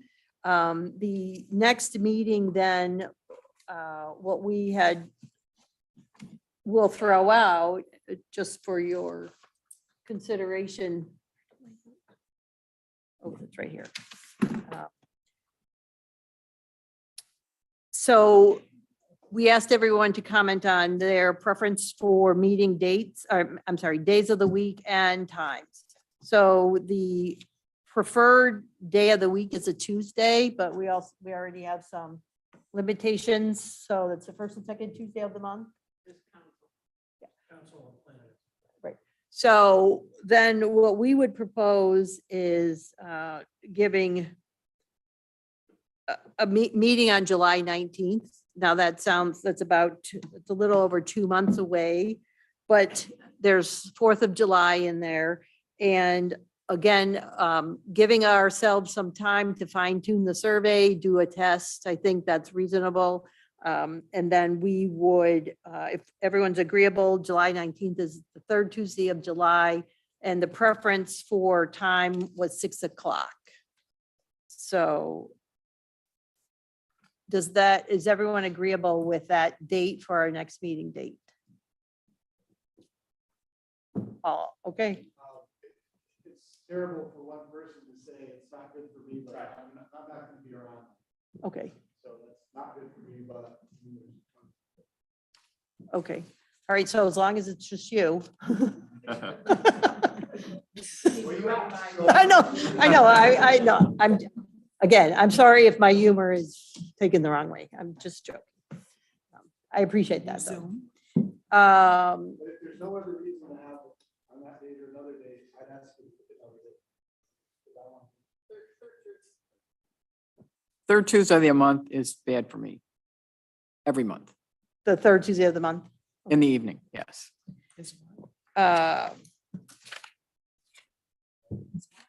So if everyone has their calendars, Can they join by Zoom if they can't come? It's impossible to get 27 people. So I don't think it's a good use of time for us to all look at our calendars right now. okay. I think we should pick a time and everyone who can be there should be here. All right. Yes, so Zoom participation would be possible. Before we break for the audience, I wanted to acknowledge the advisory committee that we made a commitment that we would put information about this meeting, minutes as well as the documents that Chris shared with you on our website. And so it's likely that other residents will be taking a look at that material, maybe offering comments about the questionnaire that go back to Chris, or reaching out to each of you to share their comments after watching the live stream, for example. So just to kind of give you a heads up that you may be contacted by residents, and it is a time limit, and you certainly are the primary ones for weighing in on the surveys. But again, we did make a commitment that we'd make that available to the entire community. Okay. Okay. So just to be clear, is that our date?